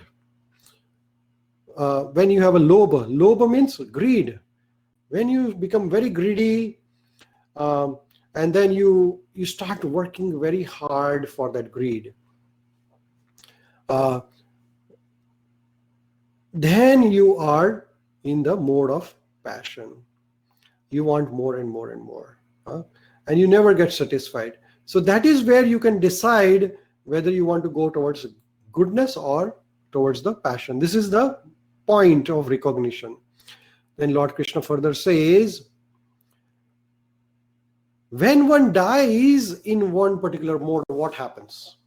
So we talked about living in the mode of goodness, living in the mode of passion, living in the mode of ignorance. Food in the mode of goodness, food in the mode of passion, food in the mode of ignorance.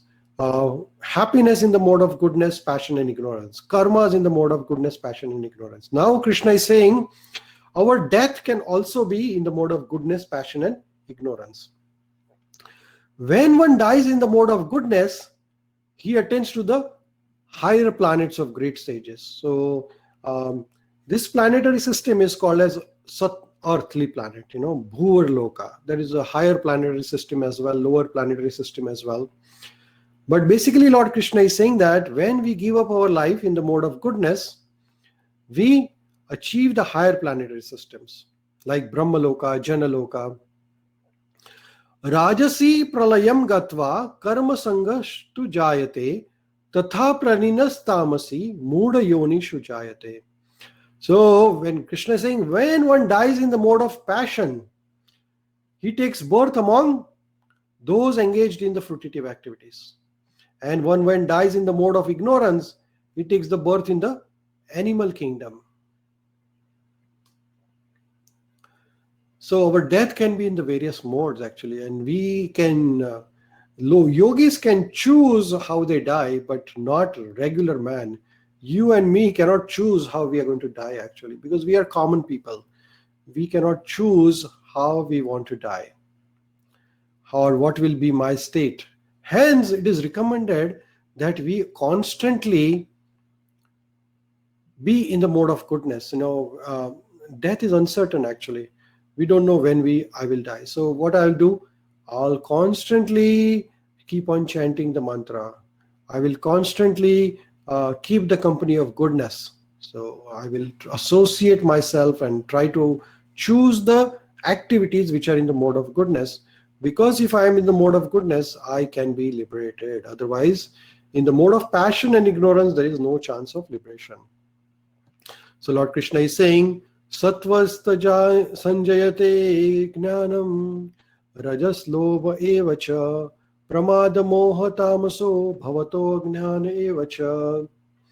So here again, Krishna is saying the same thing to Arjuna, that in 14.17, he's saying from the mode of goodness, the real knowledge develops. From the mode of passion, the greed develops. And from the mode of ignorance, the foolishness, madness, and illusion. He is stressing this point and again, because he wants us to remember this thing, that we have to decide to go from passion to goodness and not to the ignorance, because we might slide down. So Krishna is asking us that we should always be in the mode of goodness. To remain always in the mode of goodness is the pure goodness, right? So further, Lord Krishna is saying, Urdhvam gacchanti sattvastha madhye tishtati rajasa jaganya guna pravrittistha adho gacchati tamasa. So he's saying, those in the mode of goodness gradually go upwards towards the higher planetary. Those in the mode of passion live in the earthly planets. And those in the abominable mode of ignorance go down to the hellish world. So udva gacchanti sattvastha. So when we are in the mode of goodness, we go upwards, we progress towards the moksha. When we are in the passion, we remain where we are, and we go towards the mode of ignorance, we go in the lower species of life. So this time I am a human being. In the next life, if I am in mode of ignorance, then I can go to the animal life also. So Lord Krishna is saying, when one properly sees that in all activities, no other performer is at work, then these modes of nature, and he knows the Supreme Lord, who is transcendent to all this, he may attain my spiritual nature. So, madabhavam adhigacchati. When we know that Lord Krishna is the ultimate controller, under him he is acting upon us through his three modes of nature, and our idea is to get out of these three modes and go towards Krishna. By surrendering to Krishna, then we can get liberation from these material modes of nature. Here Lord Krishna is saying that when the embodied being is able to transcend these three modes of nature associated with the material body, he can become free from birth, disease, old age, and death, and can enjoy the nectar even in this life. So when we transcend the mode of goodness, mode of passion, and mode of ignorance, we are not bound by these three modes. So first of all, we are trying to be in the mode of goodness. But then in the mode of goodness also there is a bondage. What is the bondage? That you feel like I'm doing good. But when we are in the mode of goodness and we say, I am doing all this for the service of Krishna, I am just here because of Krishna, everything belongs to Krishna. I am just a deliverer. I am not, even I am doing good, it is because of Krishna's blessing. So doing Nishkam Karma Yoga, at that particular time, we pass from goodness to pure goodness. And when pass from goodness to pure goodness, that is where we get liberated. If you're in the mode of goodness, and if you're doing good activities with a sense of pride and attachment, then you will get good results. To get good results, you have to take another birth in a good family, good life, good society, good community. However, you have to take birth again. And when you take birth again, there is a cycle of disease and death, disease and death. However, when we are in the pure goodness, we are doing goodness with surrendering to Krishna, then that becomes pure goodness. Then you do not get any results, because that becomes Nishkam Karma Yoga.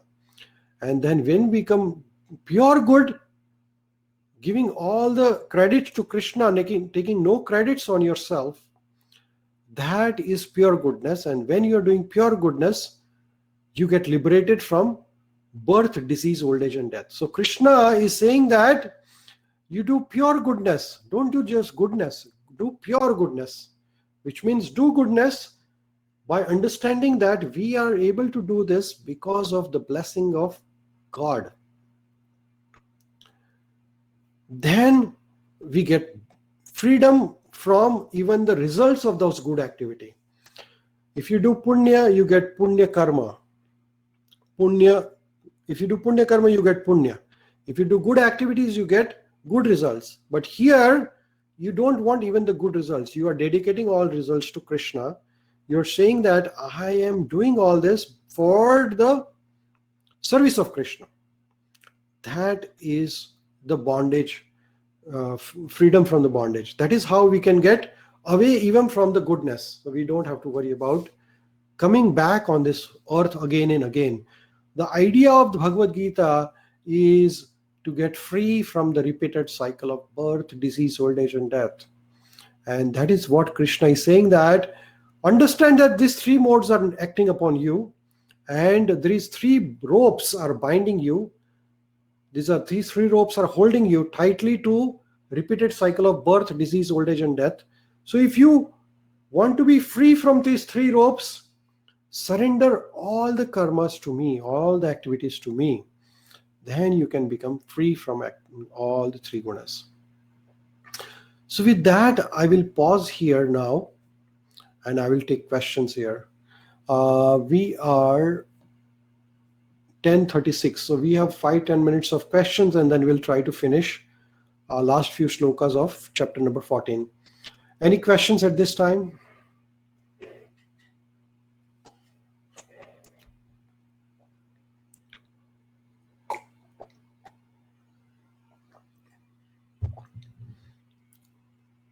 Are you all able to hear me? Okay, hello. I hope everybody's there. Hi, Gary. I got a little bit concerned that nobody answered, so I was conveying the message. Thank you so much. Yes, that helps. That helps. So Neeraj has a question. In Sattva, one does not have any desires. And in Tamas, also one is lazy and does not have much desires. How to differentiate whether we are in Sattva or Tama when we don't have any desires? Well, there are desires everywhere. The only time when our desires will go away when we are dead. Otherwise, the desires are constantly there. So in Sattva Guna also there is a desire, Rajo Guna also desire, and Tamo Guna is also desire. Desire is the only energy which is making us work. If we have no desire, then we won't work. So people who are in the mode of ignorance also have a desire to be lazy. They want to sleep. They want to get happiness from the desires of, like say somebody wants to have a desire of eating meat. He wants to have a desire to be happy by eating meat. So there is a desire. So desires are always there. You cannot become desireless. But when you use desire for welfare of others, how I can make others' life happy, how can I make others happy, that is Sattva Guna. When you use the same desires to harm others, that is Tamo Guna. And when you use same desire for selfishness, that is Rajo Guna. So it's the desire which is transforming from one place to another. As I said, there is a instrument given to you, this body. You can choose which way you want to turn it. You can choose it towards the heating side, cooling side, or normal side. And you can choose similarly the knob, whether you want to go towards goodness, passion, or ignorance. I hope that helps, Neeraj. Hari Kumarji has a point here. Passion, when directed properly, gets good karma. But Krishna also tells that he represents all that is good and bad. Hence, people who do bad things also follow Krishna, as they are all parts of Krishna. I like your comment, Hari Kumarji.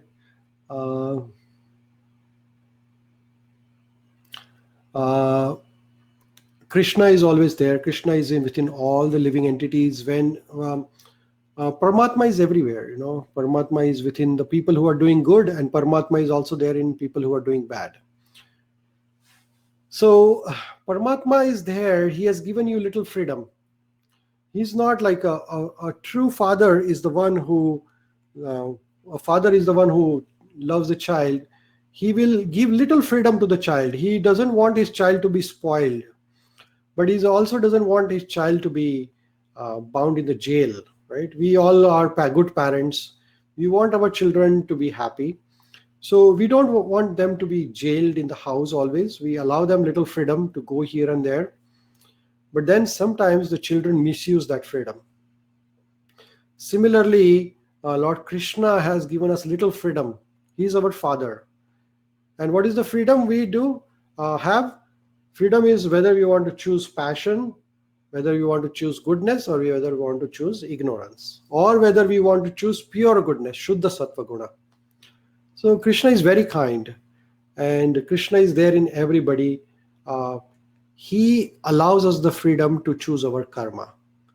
People who choose bad karma, they suffer from that. People who choose good karma, they enjoy the results of good karma. And people who do bhakti, use their life for service of Krishna, they get freedom from the cycle of birth and death. So it's all your choice. Krishna has given you the choice. I hope that helps, Hari Kumarji. Veena-ji, if all the time we are doing welfare for people, our family may not like it. A very interesting point, Veena-ji. When I'm saying welfare of others, other means everyone, other means our family members are also included. Our family members are also, we have to look after them. They say that when it is raining, what you do is when it's raining in Mumbai, say there is a lot of rain, can you stop rain over the Mumbai? You cannot stop the rain. So what do? You put umbrella over yourself, right? Similarly, first welfare you do is for your family, and then next welfare comes the society and community, and then it progresses further. Now, welfare does not mean you give them money, or you give them, you can spoon feed them. You can show them how a path of spirituality. Welfare does not mean that you donate the money. Welfare, the best welfare activity is to show the path of spirituality to the people. For example, if you find a young child who is lost in the fair, there is a big mela, a festival going on, and you find a young child who is lost there. You can help that child by 3 ways. One is to help that child by giving some food and then living from there. Or you find that child and give him some money. Or you take that child to the parents.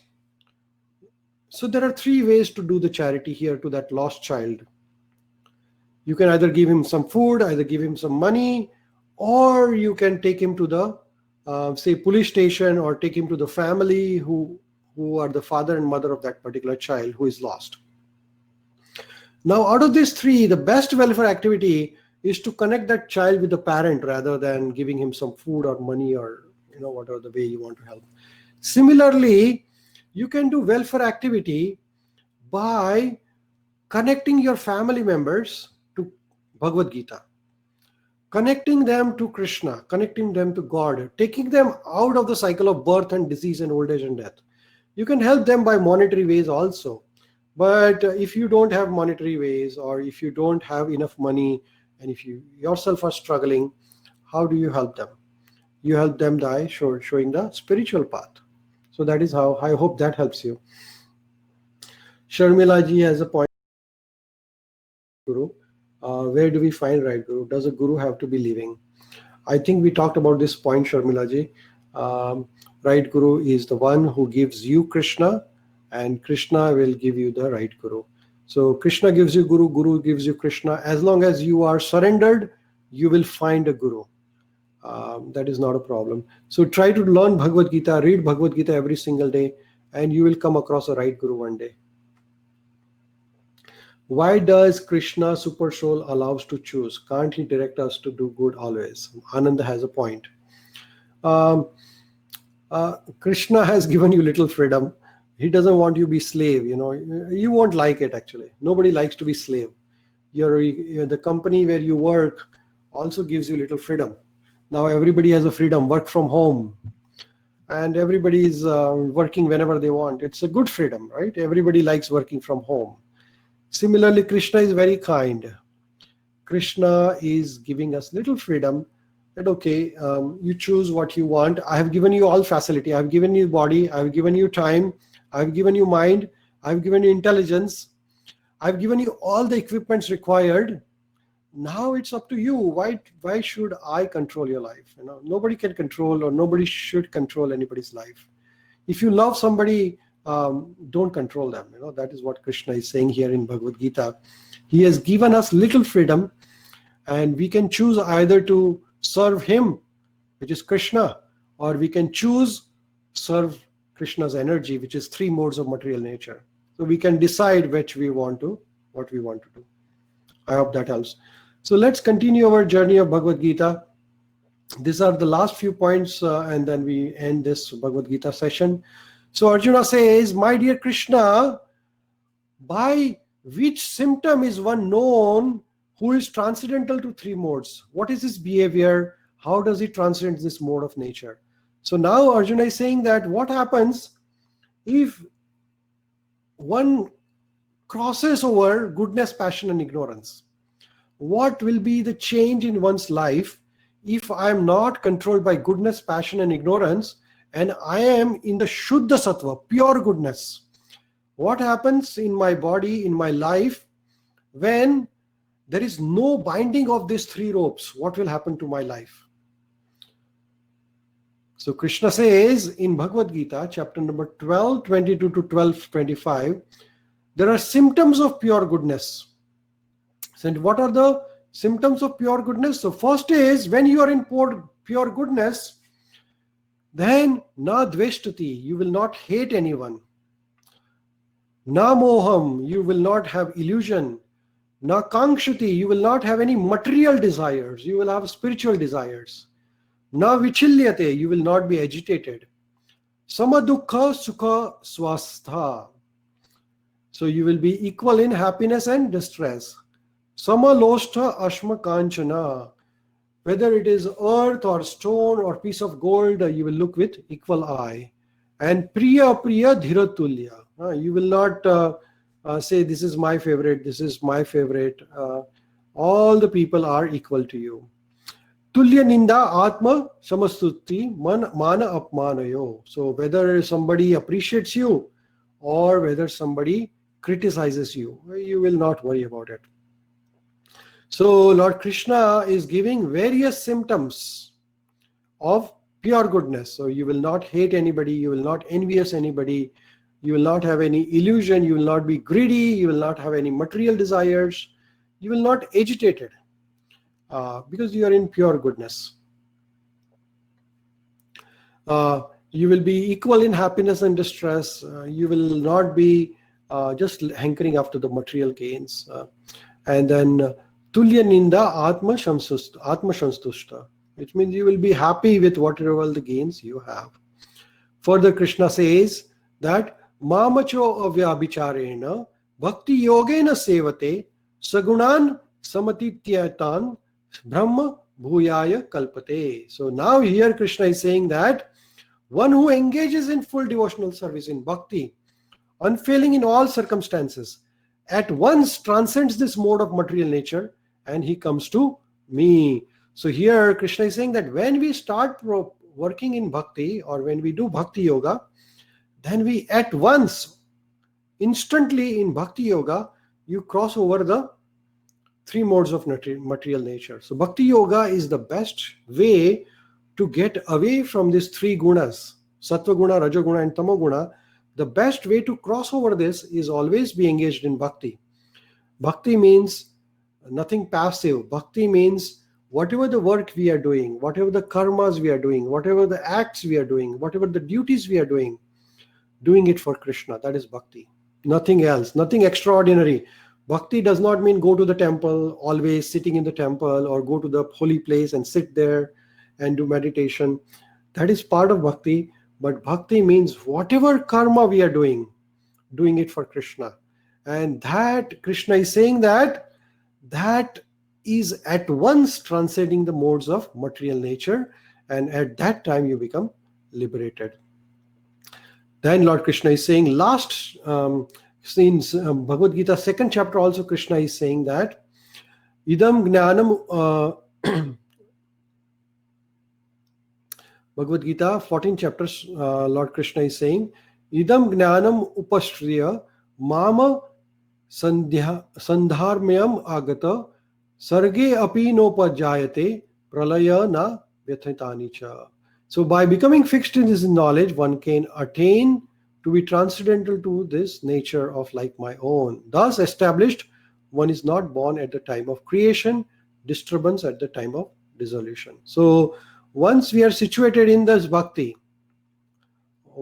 yoga, or when we do karma with bhakti, karma with attitudes towards bhakti, or gnana with bhakti, then we at once cross over these three modes of nature.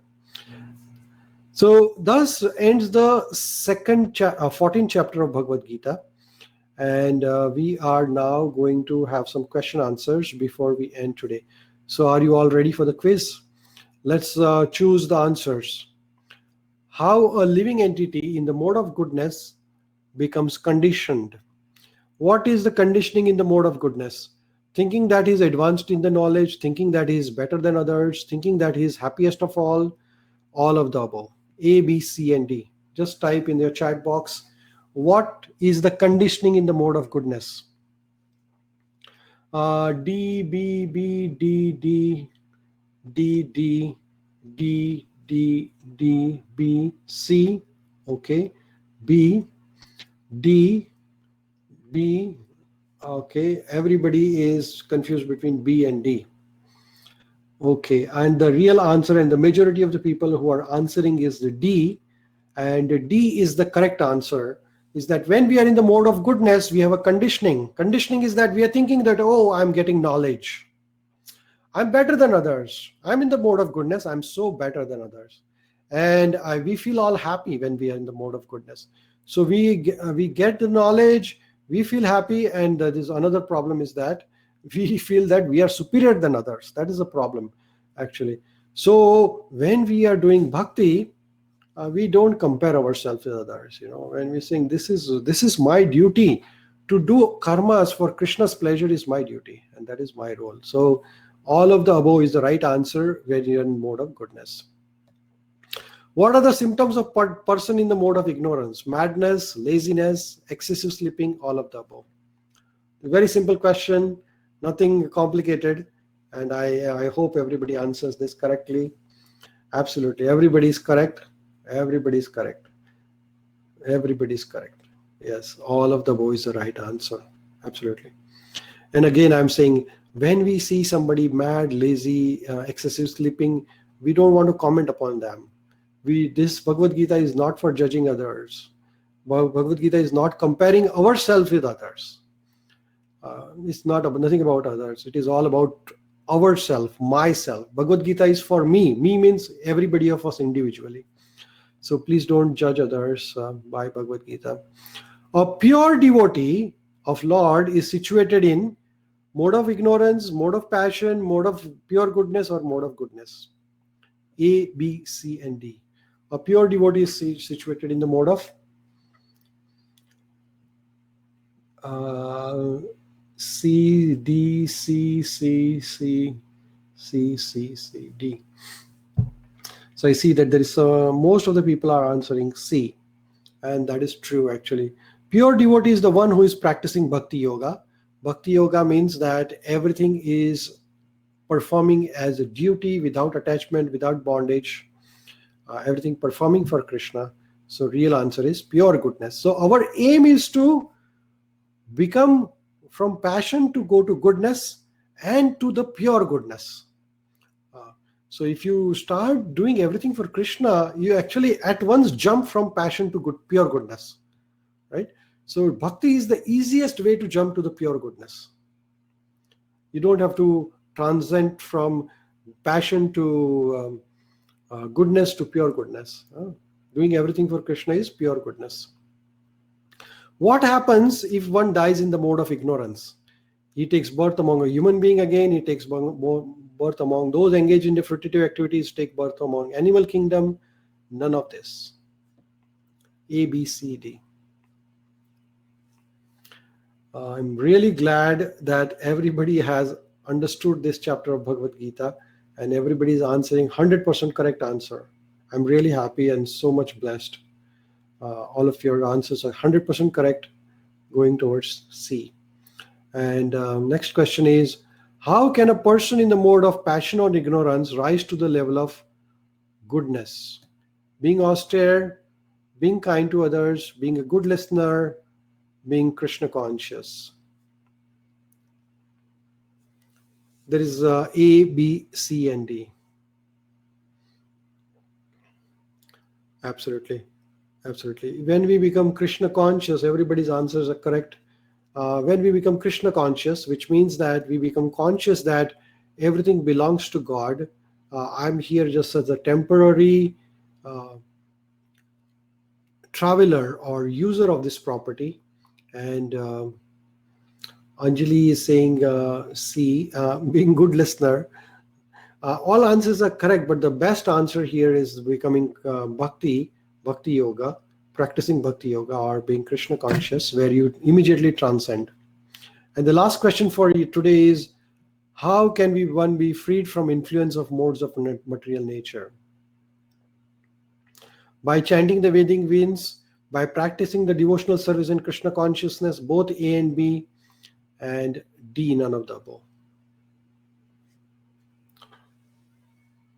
This is a little tricky question, and I'm sure most of you will answer C. I'm going to very tricky question.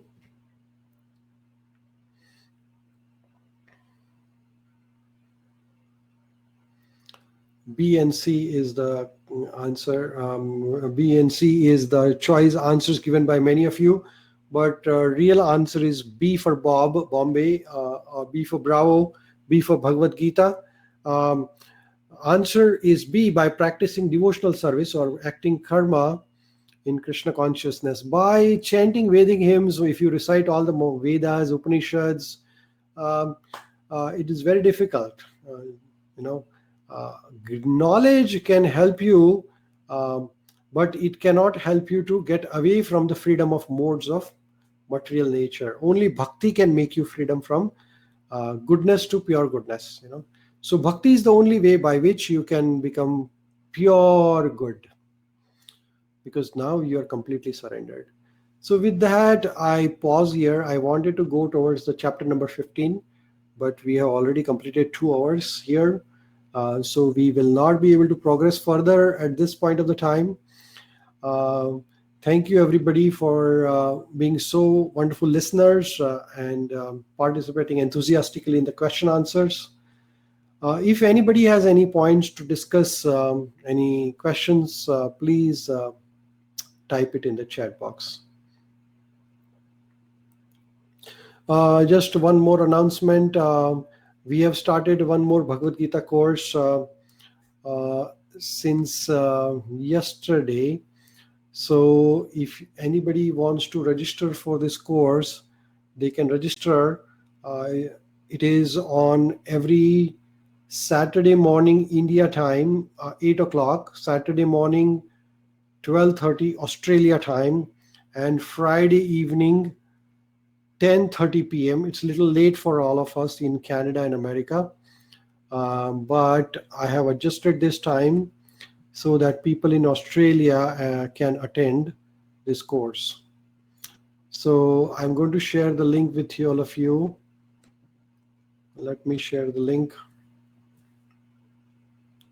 Here is the link. You can forward this link to your friends if they want to register for the next course. I just sent the link, and I'm going to share the link in the Facebook group also. Those who are not in the Facebook group, they can join the Facebook group. The Facebook group link is, I'm going to share the Facebook group link here on your chat box. Here is the Facebook group link.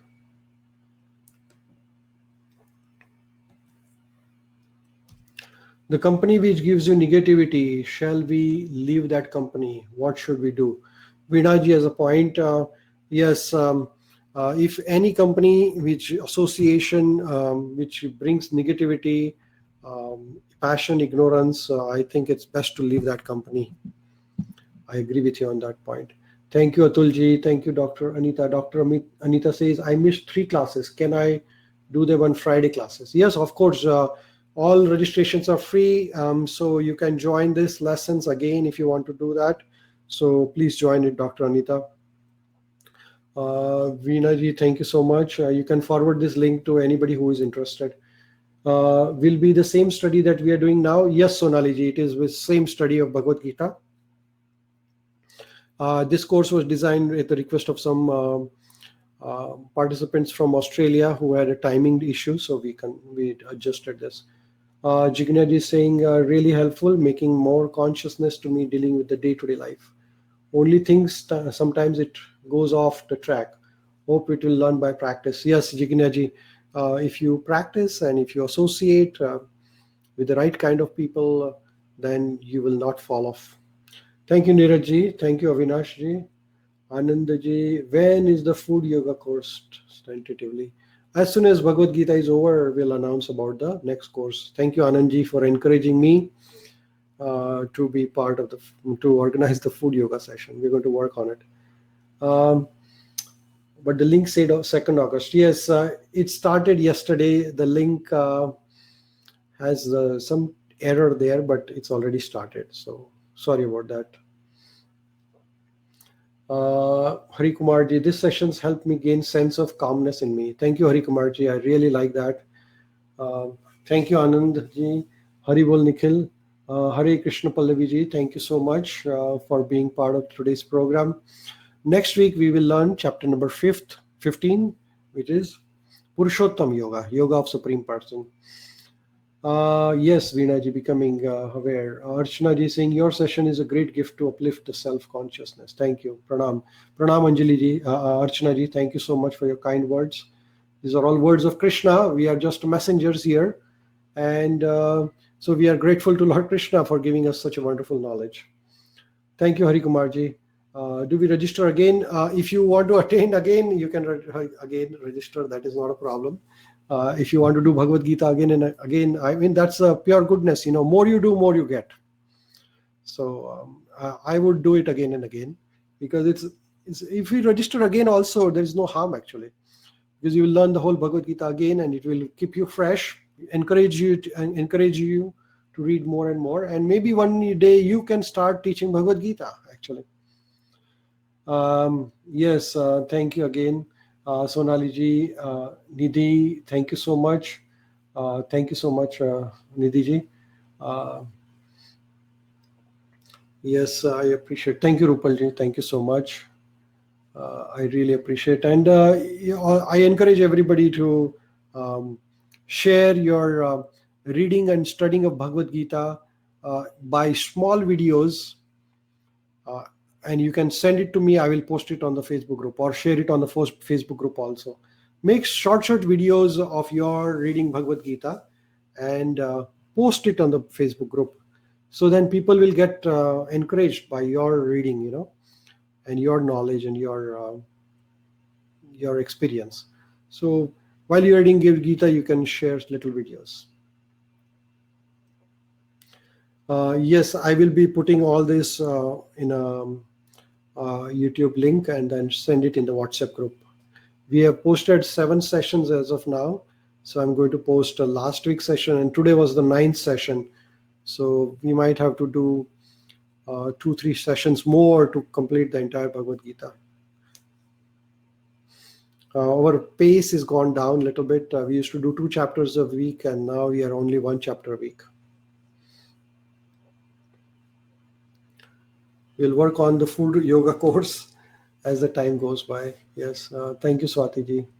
We'll send you the link, Vinaji, when it is up. It's not up yet, so just stay tuned for the next announcement. Wish you all a very happy weekend. I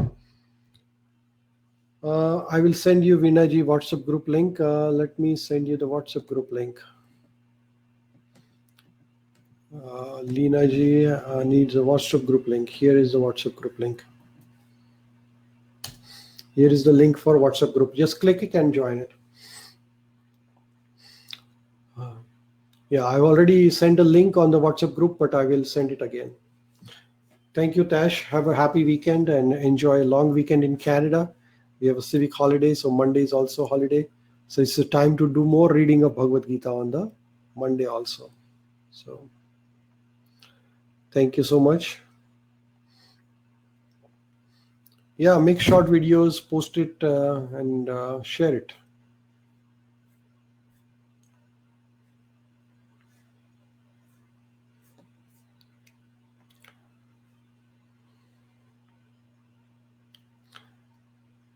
Rishi Krishna Hemant, thank you so much. I hope it helps you all.